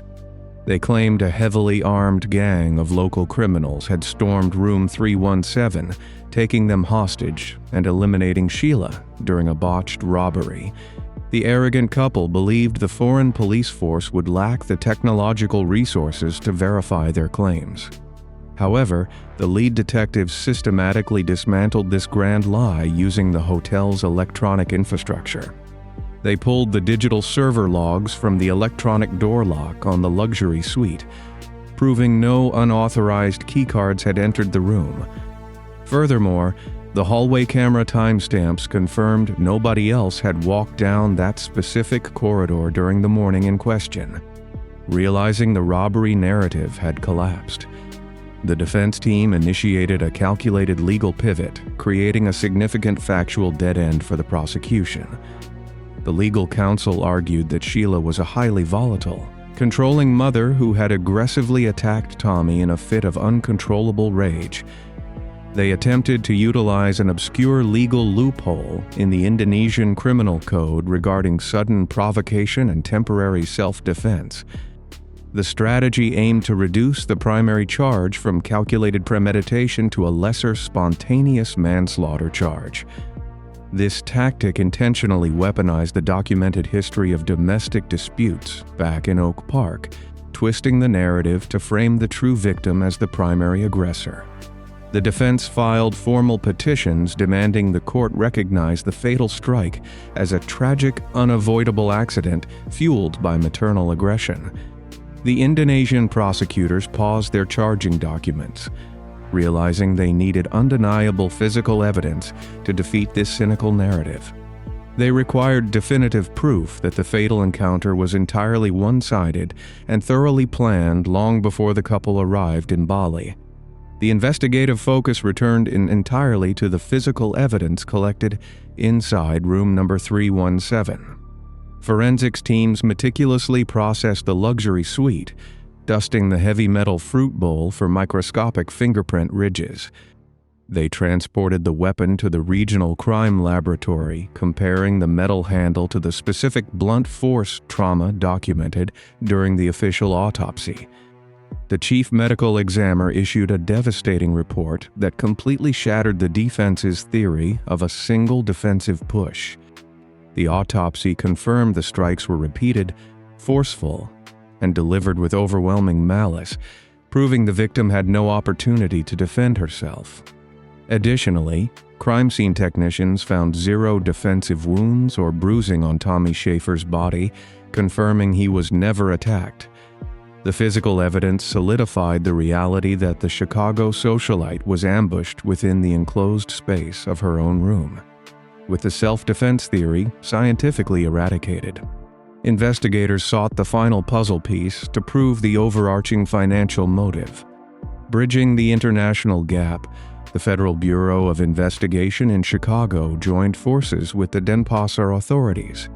Federal agents executed search warrants on the cloud storage accounts linked to the suspect's cellular devices. Deep within the deleted digital archives, forensics technicians recovered a massive chain of text messages sent between Heather and Tommy weeks before the Indonesian vacation. The text logs explicitly discussed hiring a professional individual to harm Sheila, debating different methods to secure the $1.5 million trust fund. The digital messages revealed Heather coaching her boyfriend on how to bypass the hotel security and access the luxury suite. These verified communications proved the young couple had utilized the extravagant trip as a carefully orchestrated opportunity to seize control of the Chicago estate. The profound, horrific reality settled over the investigation room as detectives read the exact messages out loud. The brutal end of the affluent widow was never about escaping an abusive household, but entirely about securing absolute financial supremacy. In the sweltering early months of 2015, the highly publicized trial commenced inside a crowded courtroom in Denpasar, Indonesia. Wooden ceiling fans slowly circulated the humid air as reporters from across the globe packed the wooden benches. The prosecution stood before the panel of judges, methodically laying out the physical evidence and the damning digital paper trail. The lead prosecutor held up enlarged transcripts of the recovered text messages, forcing the arrogant defendants to listen to their own written words. Sentence by sentence, the legal team exposed the absolute lack of remorse and the sheer financial greed that motivated the fatal strike. The calculated facade of the grieving daughter and the defensive boyfriend completely disintegrated under the intense judicial scrutiny. The courtroom fell silent as the final piece of digital evidence connected the metal weapon directly to the premeditated desire for the trust fund. On a humid afternoon in April 2015, the panel of Indonesian judges delivered their final unwavering verdict. They explicitly rejected all claims of self-defense, highlighting the sheer brutality of the ambush inside the resort. The judges ruled that the couple possessed ample time to reconsider their horrific plan, yet actively chose to execute their scheme for monetary gain. The gavel fell with a heavy wooden crack, signaling the definitive end of the grand conspiracy.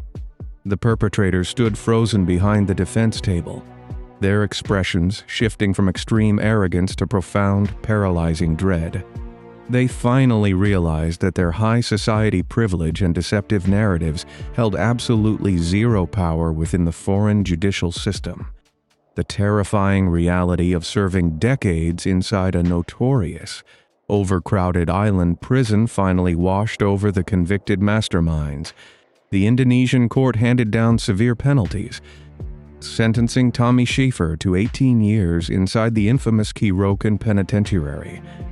Heather Mack received a 10-year sentence for her premeditated involvement in the horrific plot.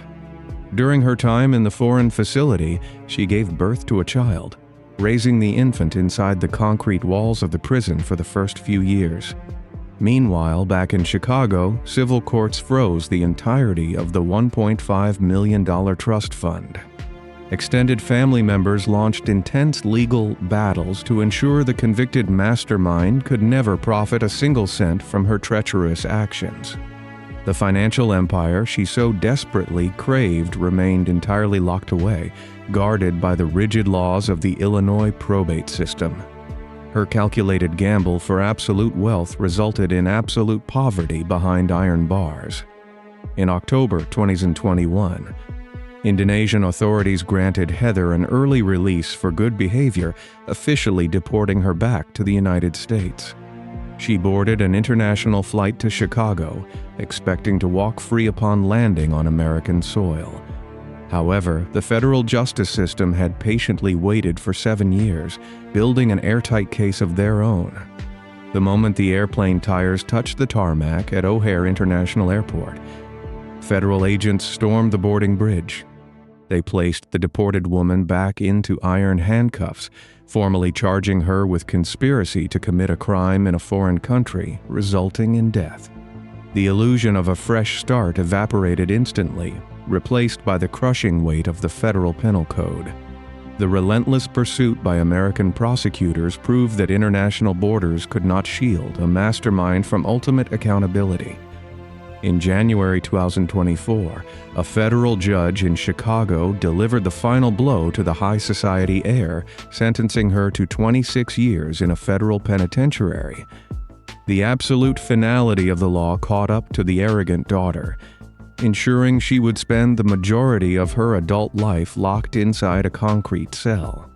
Sheila Von Weiss Mack is remembered by her true friends in Oak Park as a compassionate, cultured woman who only wanted to save her child from ruin.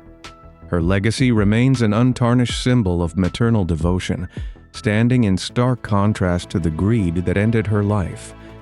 She endured years of profound emotional turmoil, paying the ultimate price for her unwavering loyalty.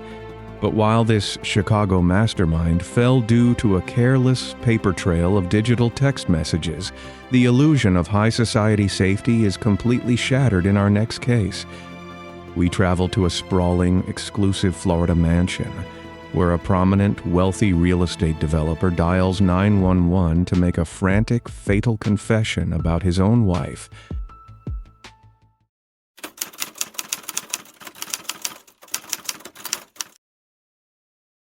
The operator at the Orange County 911 dispatch center answers a call from a massive estate in Windermere, Florida. The voice on the other end belongs to Bob Ward, a millionaire real estate developer accustomed to giving orders. On this September evening in the year 2009, his tone carries a jagged edge of panic. He tells the dispatcher about a terrible event inside his opulent master bedroom. He states clear facts, admitting he just fired a weapon at his wife.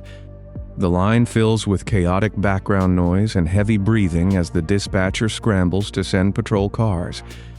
Then, the conversation takes a sudden shift, leaving a chilling void on the recording.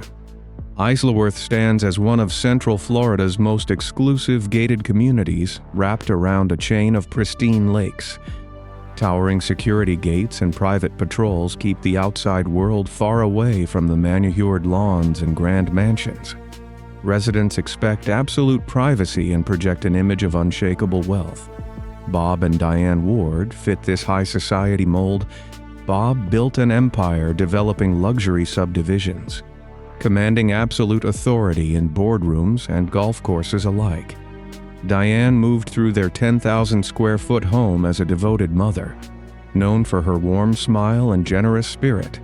She spent her days managing the massive household supporting her husband, and raising their 2 daughters in an environment of total privilege. Behind the mahogany doors and vaulted ceilings, an insidious rot began to devour their perfect life. By the year 2009, Bob Ward saw his real estate empire collapse under the weight of the global financial crisis. His company filed for bankruptcy, leaving furious investors and a mountain of civil lawsuits in its wake. Creditors began circling the Isleworth estate, threatening to strip the family of every asset they possessed. The immense stress transformed the grand house into a pressure cooker of resentment and fear. Diane bore the brunt of this psychological torment, watching her security evaporate day by day. She sought refuge in prescription anxiety medication and evening glasses of wine to numb the mounting dread. Friends noticed her vibrant energy dimming as the financial net tightened around her loved ones. Bob, desperate to maintain his facade of control, grew volatile as his options vanished. The most immediate threat to Bob originated from a federal bankruptcy court. Investigators suspected him of hiding millions of dollars in secret accounts just before his company imploded. Attorneys scheduled Diane to provide a sworn deposition regarding her husband's financial maneuvers. She held the keys to his remaining secrets, knowing the exact location of the hidden assets. Her impending testimony posed a catastrophic risk to his freedom and his remaining scraps of wealth. The date for her deposition loomed just days away, casting a heavy shadow over the mansion. Bob understood the undeniable fact that his wife's testimony would seal his absolute ruin. The sprawling house grew quiet on the evening of September 21, 2009, masking the storm gathering inside the master suite. The master bedroom of the Ward estate sits at the end of a long, carpeted hallway on the second floor. Heavy wooden doors separate the room from the rest of the silent, cavernous house. Inside, a large 4-poster bed faces expansive windows looking out over the dark waters of Lake Louise. Just before 8 o'clock in the evening, the stillness shatters with the deafening crack of a .38 caliber revolver. Moments later, Bob dials 911 and tells the operator the unthinkable. He repeats the shocking admission, stating he ended his wife's life. The dispatcher attempts to keep him on the line, but his responses become erratic and dismissive. Patrol units from the Orange County Sheriff Office race past the Isleworth security gates, tires screeching on the quiet residential streets. First responders arrive at the grand entryway and rush through the foyer. They find Bob pacing near the front door, reeking of alcohol and wrapped in a strange, detached calm. Deputies secure him in handcuffs while a tactical team clears the massive residence room by room. The officers ascend the grand staircase and make a grim discovery inside the master bedroom. Diane rests motionless on the carpeted floor next to the nightstand, wearing her pajamas. She suffered a devastating fatal firearm wound to her face, leaving no chance for survival. A Smith & Wesson revolver lies discarded on the bedside table just inches away from her hand. The master suite shows no signs of a prolonged physical struggle, contrasting with the horrific outcome. Detectives lock down the Isleworth mansion and establish a secure perimeter to begin their forensic evaluation. They transport Bob to the sheriff's station, placing him in a sterile interrogation room under harsh fluorescent lights. His arrogant demeanor surfaces the moment he demands preferential treatment and a glass of water from the detectives. During the interview, he changes the narrative he provided on the recorded emergency call. He now claims Diane found the revolver and intended to end her own life in a fit of despair. According to his new timeline, he rushed across the bedroom to grab the weapon from her grasp. He insists the gun discharged by accident during a desperate wrestling match over the firearm. The investigators listen in silence, noting the massive discrepancy between his recorded admission and this fresh tale of heroics. Despite the glaring inconsistencies, the legal system provides a massive advantage to individuals with vast resources. Prosecutors charge him with severe offenses, yet his defense team exploits the complex bail guidelines of the state. A judge sets his bond at a staggering $100,000, a hurdle impossible for most citizens. Bob reaches into his remaining private funds and posts the cash without hesitation. He walks out of the county jail a few days after his wife met her tragic end. He returns to the very mansion where the incident occurred, living a life of leisure while awaiting trial. This infuriating reality tortures Diane's family, forcing them to watch a privileged man evade immediate consequences. Detectives channel their frustration into the evidence, determined to build an inescapable trap of forensic data. Crime scene technicians map the exact geometry of the master bedroom. They measure the distance between the bed, the nightstand, and the final resting place of Diane's body. A significant obstacle emerges when the medical examiner reviews Diane's toxicology report. The results show substantial levels of prescription antidepressants and alcohol in her system. The defense seizes this toxicological data, painting a picture of a woman pushed past her breaking point. They hire expensive private experts to testify that her impaired state aligns with a tragic, self-inflicted accident. For weeks, this narrative creates a massive hurdle for the prosecution team. Investigators must find physical proof that the firearm could not have discharged during a mutual struggle. The turning point arrives when firearms experts examine the specific mechanical features of the .38 caliber revolver. The weapon requires a heavy, deliberate pull of the trigger to discharge a round. Specialists conduct microscopic analyses of the gunpowder residue patterns deposited on Diane's clothing and skin. The physical burn marks indicate the barrel hovered more than 18 inches away from her face when fired. This absolute, undeniable physical distance shatters the defense team's claim of an intimate hand-to-hand wrestling match. No human being could hold a weapon at that distance and maintain the leverage required to pull the heavy trigger during a struggle. Furthermore, technicians find zero traces of Bob's DNA or fingerprints on the grip of the weapon, contradicting his claim of grabbing it. The evidence paints a chilling, calculated picture of an execution carried out from a safe distance. Detectives turn their attention back to the looming federal bankruptcy court date. They secure court documents proving Diane faced a mandatory deposition scheduled a few days after her demise. Financial records reveal Bob diverted millions of dollars into offshore trusts to hide the money from angry creditors. Diane managed the household accounts and possessed intricate knowledge of these illegal transfers.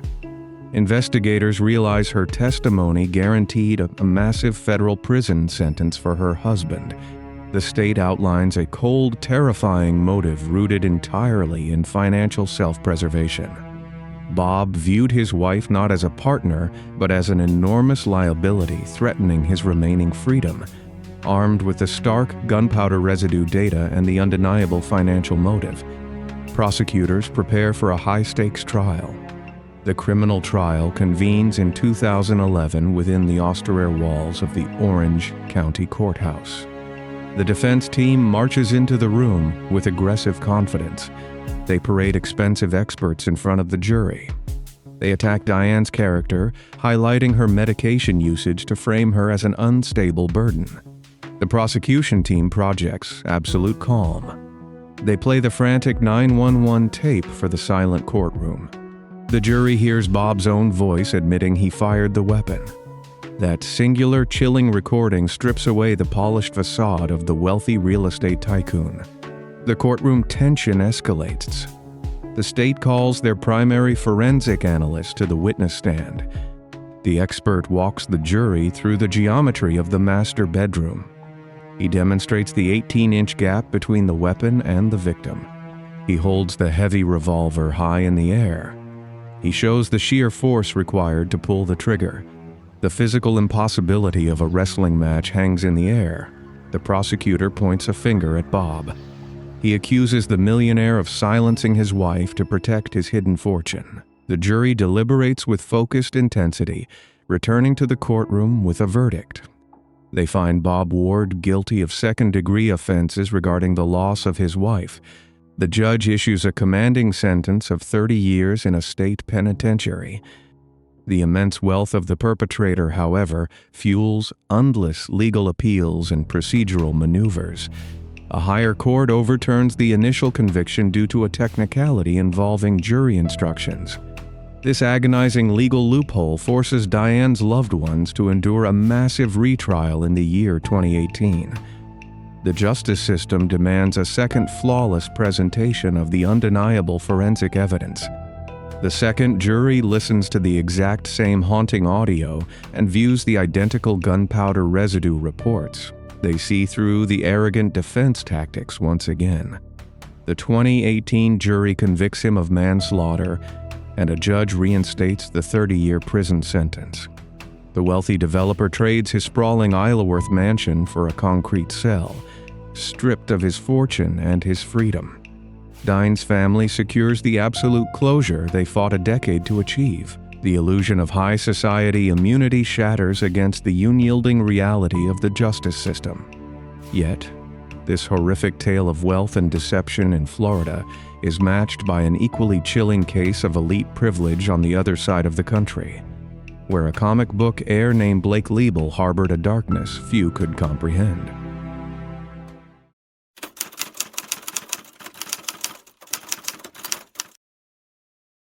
On May 26, 2016, Los Angeles County deputies stand before a heavy oak door on Holloway Drive, preparing to breach a luxury apartment barricaded from the inside. They push past splintered wood and heavy furniture, stepping into an expensive living space that holds a stagnant metallic scent. They navigate down a long hallway, kicking open a final door to make a grim discovery that shatters the wealthy facade of a high society creator. Iana Kashian built a formidable career as a legal professional in her native Ukraine before seeking a brighter horizon in the United States. She arrived in Los Angeles during the year 2014, carrying dreams of a vibrant future in the sprawling entertainment industry. She established a gentle, disciplined daily routine that kept her grounded in a chaotic city. Her mornings began with long walks beneath the towering palm trees lining the sunlit boulevards of West Hollywood. She frequented local cafes, ordering simple coffees while dialing her mother Olga. Back in Kyiv, Iana possessed a radiant warmth and a profound sense of duty to her extended family. She viewed her new life in California as a foundation for a future household. Her ultimate ambition was anchored in providing a secure, loving environment for the children she hoped to raise. Blake Liebel occupied a separate universe built on extreme wealth and unharmed privilege. He stood as the primary heir to a massive Canadian real estate empire. He received a staggering allowance of nearly $18,000 every single month directly from his parents. Blake funneled this endless stream of capital into a vanity career within the competitive Los Angeles graphic novel industry. He resided in a luxurious high-security apartment complex located on Holloway Drive. This residence featured thick concrete walls, heavy exterior doors, and floor-to-ceiling windows overlooking the bustling city. When Blake and Iana crossed paths, he presented himself as a brooding, brilliant creator on the verge of massive commercial success. He showered her with attention, masking his deep psychological fractures beneath expensive suits and grand promises of a glamorous life.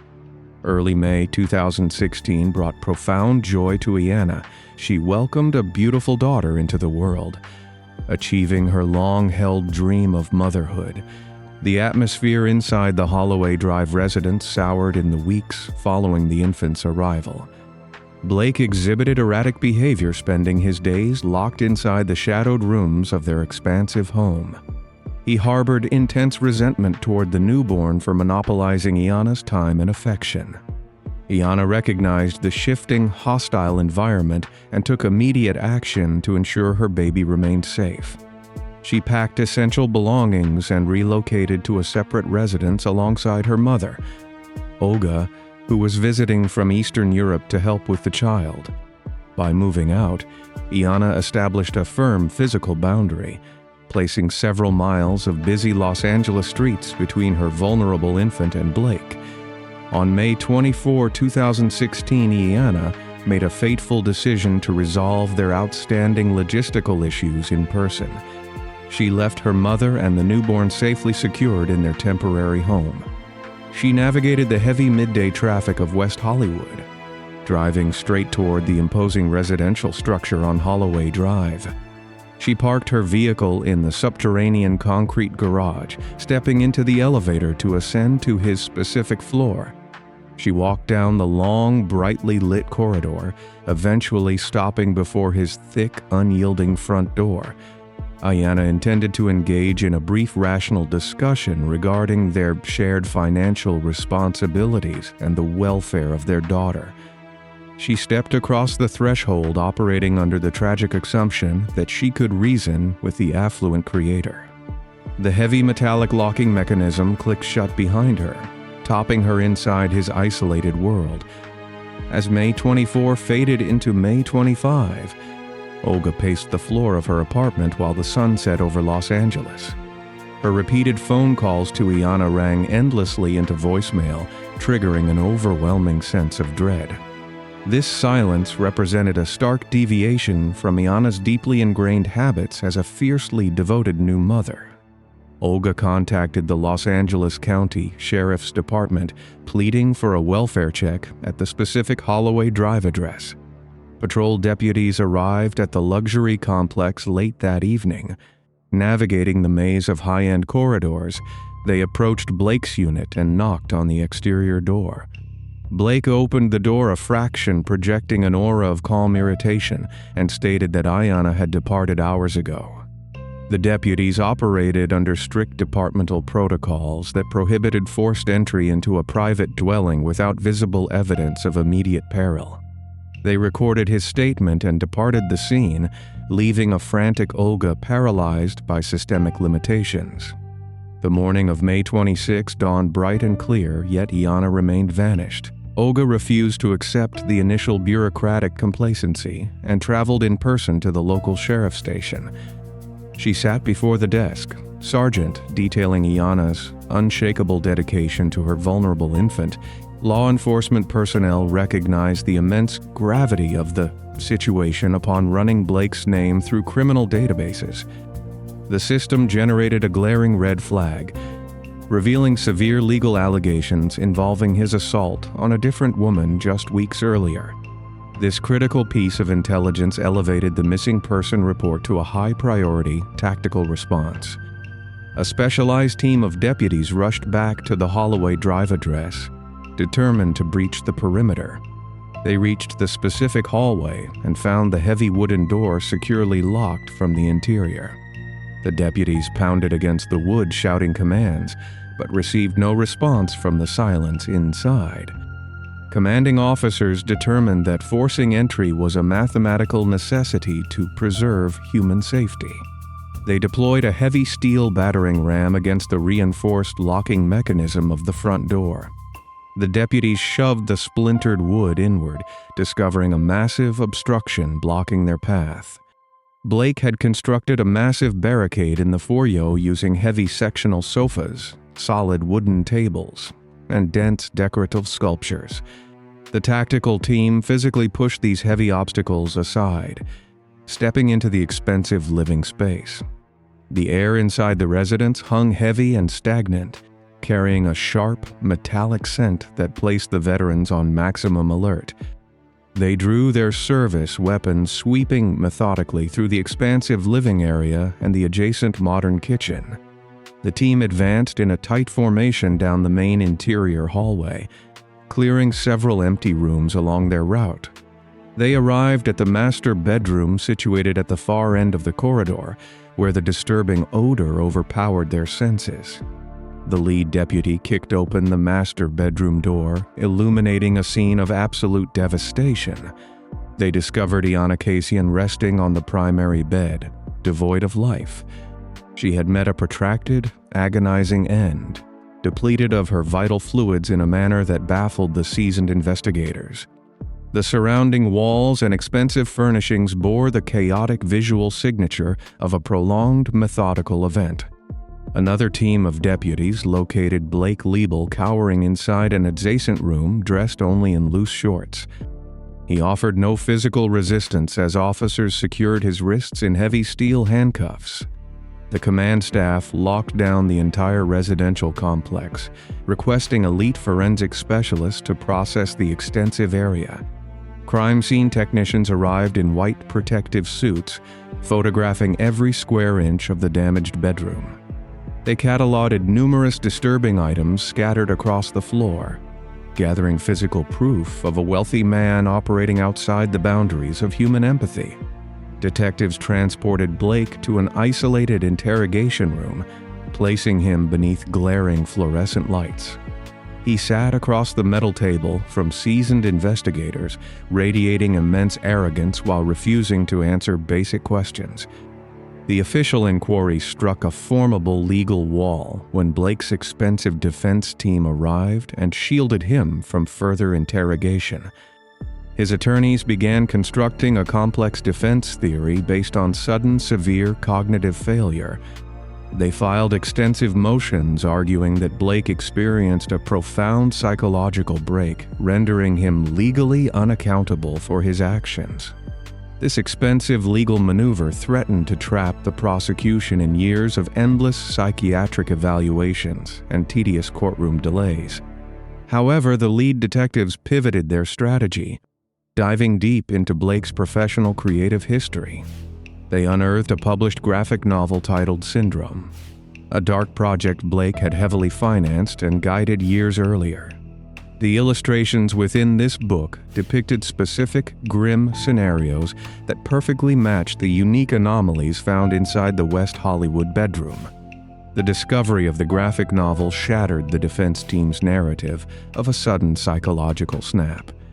The evidence proved the horrific event stood as a premeditated act of terror. Blake utilized his massive financial resources to isolate Iana from the outside world. He transformed his expensive, high-security apartment into a soundproof chamber. He executed a deeply disturbed vision pulled straight from the pages of his own failed vanity project. Forensic evidence revealed that Iana fought desperately for her survival inside that locked room. She endured unimaginable physical trauma to buy time. She hoped someone would breach the heavy oak door. Blake carried out his actions with the absolute certainty of a pampered heir. He believed his vast family fortune would forever shield him from consequence. The long-awaited trial commenced in Los Angeles during June of the year 2018. The prosecution constructed an impenetrable fortress of chronological and forensic evidence. They detailed the massive barricade, the specific timing of Olga's frantic phone calls, and the tragic systemic delay that cost crucial hours. Prosecutors displayed pages from the graphic novel on large screens, placing them directly next to crime scene photographs. The grim visual correlation destroyed any remaining shadow of a doubt.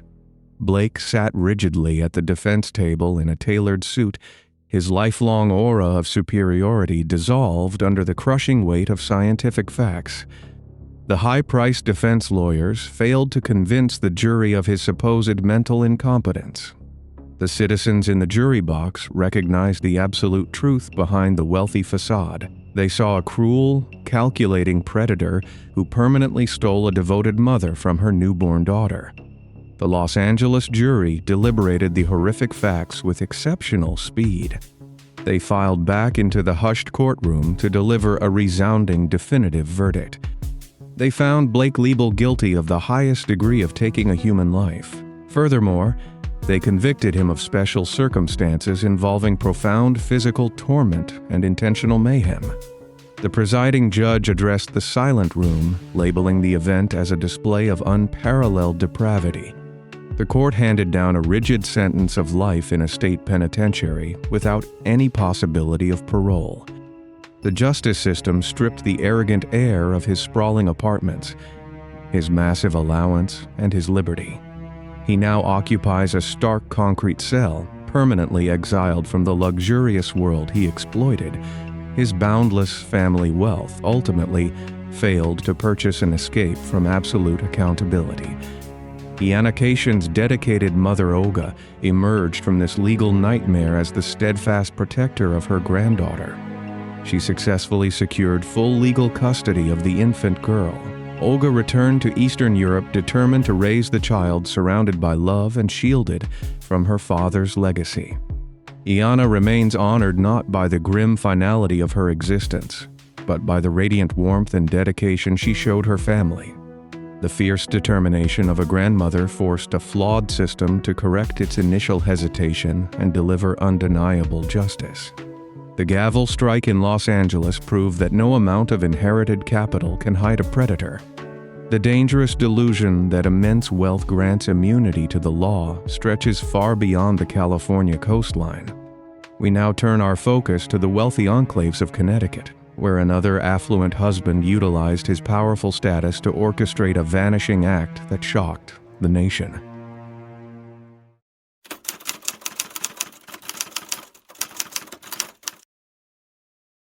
The morning of May 24, 2019, marked the abrupt end of a vibrant life in the wealthy enclave of New Canaan, Connecticut.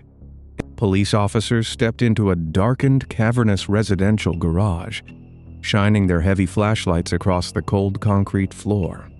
The bright beams illuminated frantic, dark crimson streaks stretching alongside a parked luxury vehicle. They discovered severed heavy-duty zip ties discarded near the walls. The unmistakable signs of a desperate, terrifying struggle hung in the silent air, confirming the absolute worst fears of the local community. Jennifer Farver-Doulos represented the beating heart of her entire family. She lived as a dedicated mother to 5 young children, dedicating every waking moment to their happiness and security. She possessed a brilliant mind, working as an accomplished writer and a profoundly devoted friend. Her world centered around the affluent, picturesque town of New Canaan, Connecticut. The community offered an illusion of perfect safety and quiet, untouchable luxury. Winding, tree-lined roads connect sprawling estates hidden behind ancient, heavy stone walls. Manicured lawns stretch out under the dense canopy of old-growth oak trees. Jennifer cherished this peaceful environment, viewing the quiet town as a protective fortress for her vulnerable children. She spent her days organizing school events, preparing family meals, and building a deeply nurturing home. Her life behind the imposing front doors of her previous marriage told a vastly different, deeply disturbing story. She endured a crumbling, highly toxic relationship with her husband, Fotis Doulos. Fotis operated as an arrogant, hyper-ambitious real estate developer in the surrounding state. He ran the Four Group, a construction company specializing in the development of massive luxury homes for the ultra-wealthy. He projected a carefully crafted image of immense wealth, athletic superiority, and elite social status. The public facade masked a terrifying, fundamentally unstable reality behind the scenes. The Four Group carried towering, insurmountable financial debts across multiple banking institutions. Fotis desperately needed a massive influx of cash to maintain his crumbling, deceitful empire. His relentless pursuit of status and money entirely eclipsed any genuine affection he ever held for his family. The marriage fractured completely under the crushing weight of his controlling, erratic behavior. Jennifer took the 5 children and fled to a rented secure estate on Wells Lane in New Canaan. A bitter, agonizing custody battle consumed their lives, forcing Jennifer to file multiple desperate motions in the Connecticut family court system.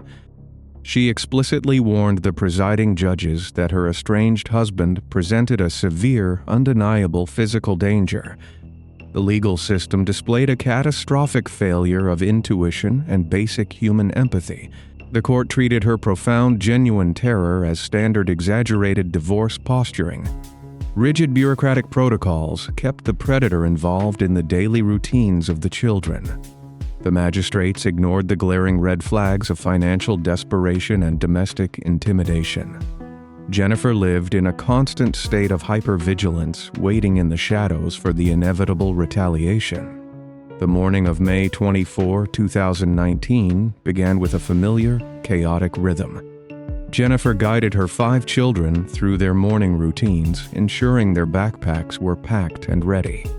She drove them to the local private academy, watching them walk safely through the heavy front doors. She turned her dark Chevrolet Suburban back toward the Wells Lane property. The estate sat isolated at the exact end of a long, sweeping private driveway. A dense perimeter of tall, shadowy trees surrounded the expansive home, shielding it from the street. The property featured a massive 3-car garage completely separated from the main living quarters. Jennifer pulled the large vehicle into the shadowy interior of the far parking bay. The heavy wooden door descended, completely cutting off the bright morning sunlight. Silence fell over the property, marking the exact moment a vibrant life vanished from the earth. The outside world quickly noticed the terrifying disruption in her meticulous, unwavering schedule. Jennifer missed 2 critical, long-standing medical appointments in New York City later that exact morning. Her closest friend sent a continuous flurry of unanswered text messages, feeling a deep sense of dread.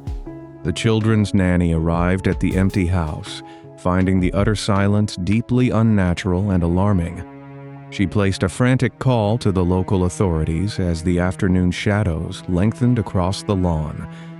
New Canaan police officers arrived at the Wells Lane estate just as the sun set over the trees. They walked the quiet perimeter, eventually forcing entry into the expansive locked garage.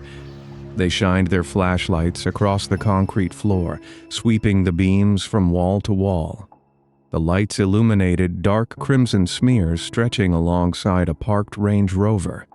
The officers found heavy-duty zip ties discarded nearby, instantly realizing a profound tragedy had just unfolded. The state forensic team descended upon the Wells Lane estate just before midnight. Crime scene technicians meticulously mapped out the vast, echoing space of the entire garage. They processed the dark smears stretching across the side of the luxury vehicle, capturing hundreds of photographs. They documented clear, undeniable signs of a frantic, disorganized cleanup attempt using household chemicals. The biological material told a silent, horrific story of a fierce, desperate struggle for survival. Detectives immediately looked 70 miles north toward the town of Farmington, Connecticut. Fotis Doulos resided there in a massive sprawling mansion alongside his new girlfriend, Michelle Troconis. The seasoned investigators understood the grim statistics regarding estranged spouses locked in bitter financial disputes. They needed absolute, undeniable proof before making an accusation against a prominent local businessman. The search for the missing mother intensified as the morning sun rose over the quiet town. Detectives knocked on the heavy oak doors of the Farmington estate early, the very next morning. Fotis presented a calm, chillingly collected demeanor to the experienced investigators standing on his porch. He confidently handed over his cellular phone without a single moment of hesitation. He pointed to his digital calendar, showcasing a solid alibi constructed of scheduled meetings and business lunches. He claimed he spent the entire morning of the disappearance working inside his private home office. Detectives dug deeper into the electronic footprints left behind by the sprawling household. They seized the telephonic records of Michelle Troconis, searching for timeline discrepancies. They pulled the global positioning data from the heavy trucks belonging to the 4-group fleet. Fotis responded to the mounting pressure by hiring a high-powered defense attorney known for aggressive courtroom theatrics. A wall of silence descended over the Farmington mansion, forcing investigators to look elsewhere for the truth. The ultimate breakthrough emerged from a dense network of city surveillance cameras in Hartford, Connecticut. Albany Avenue serves as a bustling, vibrant commercial artery running straight through the state capital. The street features countless neon storefronts, chain-link fences, and municipal trash receptacles dotting the crowded sidewalks. Investigators secured days of low-resolution security footage from various local business owners along the route. They meticulously scanned the screens, Searching for any vehicle matching the four-group company fleet, they spotted a distinct black Ford Raptor pickup truck navigating the crowded avenue on the evening of May 24. The detectives zoomed in, clearly recognizing the arrogant driver sitting behind the wheel. Fotis Doulos stopped his vehicle at more than 30 different storm drains and garbage bins. Michelle Troconis sat in the passenger seat, occasionally leaning out of the heavy truck. The cameras captured Fotis actively tossing black plastic bags into the municipal waste system. The Hartford Municipal Incinerator represented the absolute final destination for all the refuse collected along the avenue. Detectives raced against the clock, driving fast toward the massive industrial waste facility. Mountains of garbage waited on the heavy conveyor belts leading straight into the roaring, fiery furnaces. The investigators halted the massive machines mere moments before the Albany Avenue trash dropped into the flames. They donned protective hazard suits and began sifting through tons of rotting, putrid debris. The exhausting search yielded multiple discarded bags matching the exact one seen on the city cameras. Detectives recovered altered vehicle license plates hidden among the household waste and coffee grounds. They found dark-stained sponges, torn items of clothing, and cut plastic zip ties. The State Crime Laboratory soon confirmed the biological material on the recovered items belonged exclusively to Jennifer. The physical evidence entirely shattered the grand illusion of the Farmington alibi. The defense team launched a calculated media-driven counterattack to manipulate public perception and taint the jury pool. The high-profile attorney appeared on national television programs to float a bizarre, highly insulting alternate theory. He suggested Jennifer intentionally staged her own disappearance to frame her innocent, hard-working husband. He pointed to a popular fictional thriller novel as the alleged blueprint for her masterful escape. The sheer arrogance of the defense strategy deeply enraged the local community and the tireless detectives. Fotis sat for primetime interviews, flashing a brilliant hollow smile for the studio cameras. He projected absolute confidence, acting like the true victim of a vast, unfair conspiracy. The police ignored the media circus, quietly tracing the financial records of the Four Group.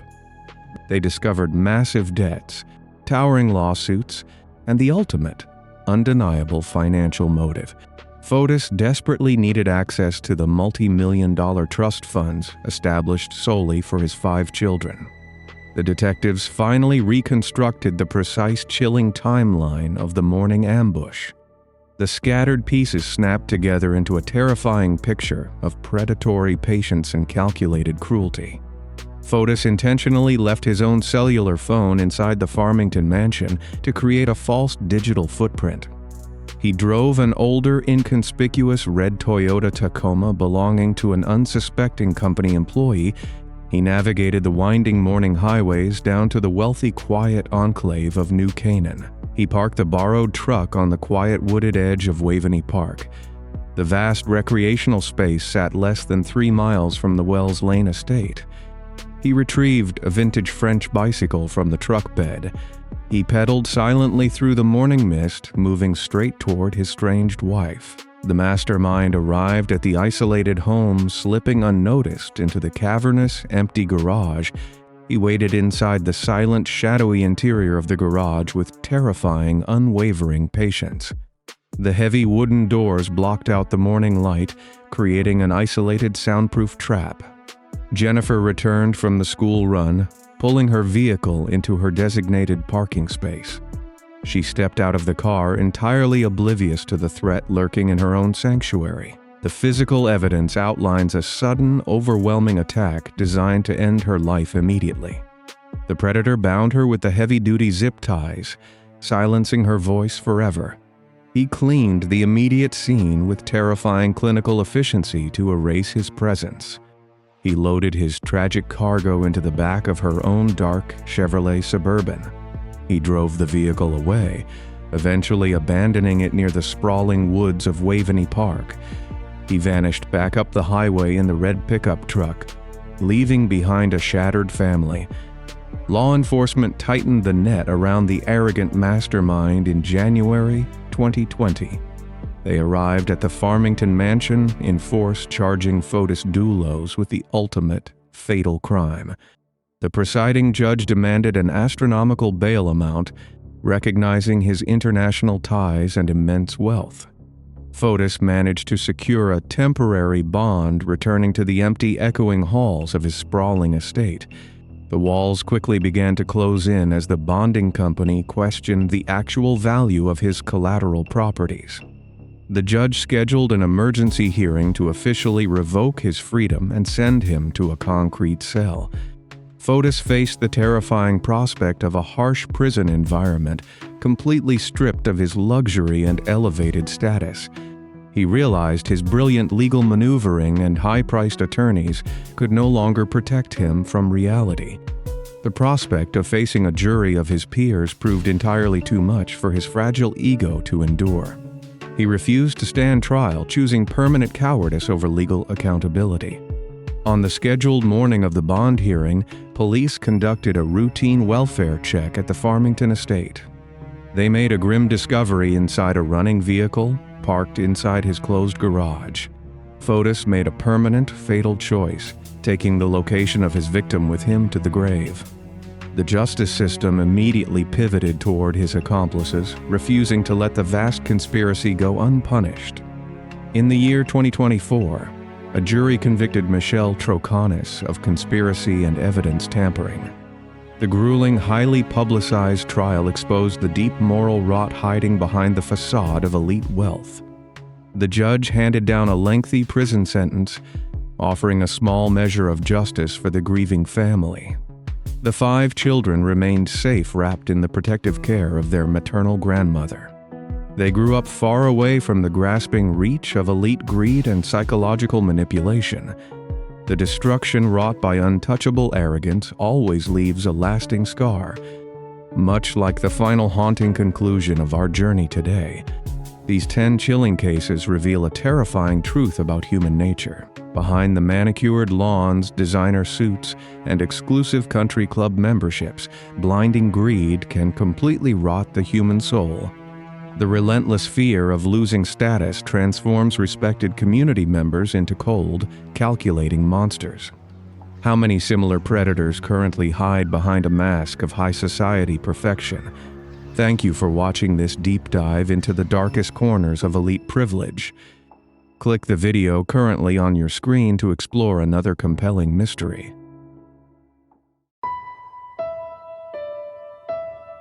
These 10 cases reveal how the desperate fear of losing social standing corrodes the human heart behind manicured lawns and prestigious titles. Greed drives calculated betrayal. We must wonder how many similar secrets remain hidden behind respectable facades. Thank you for watching. Please select the next video on your screen to explore more resolved mysteries.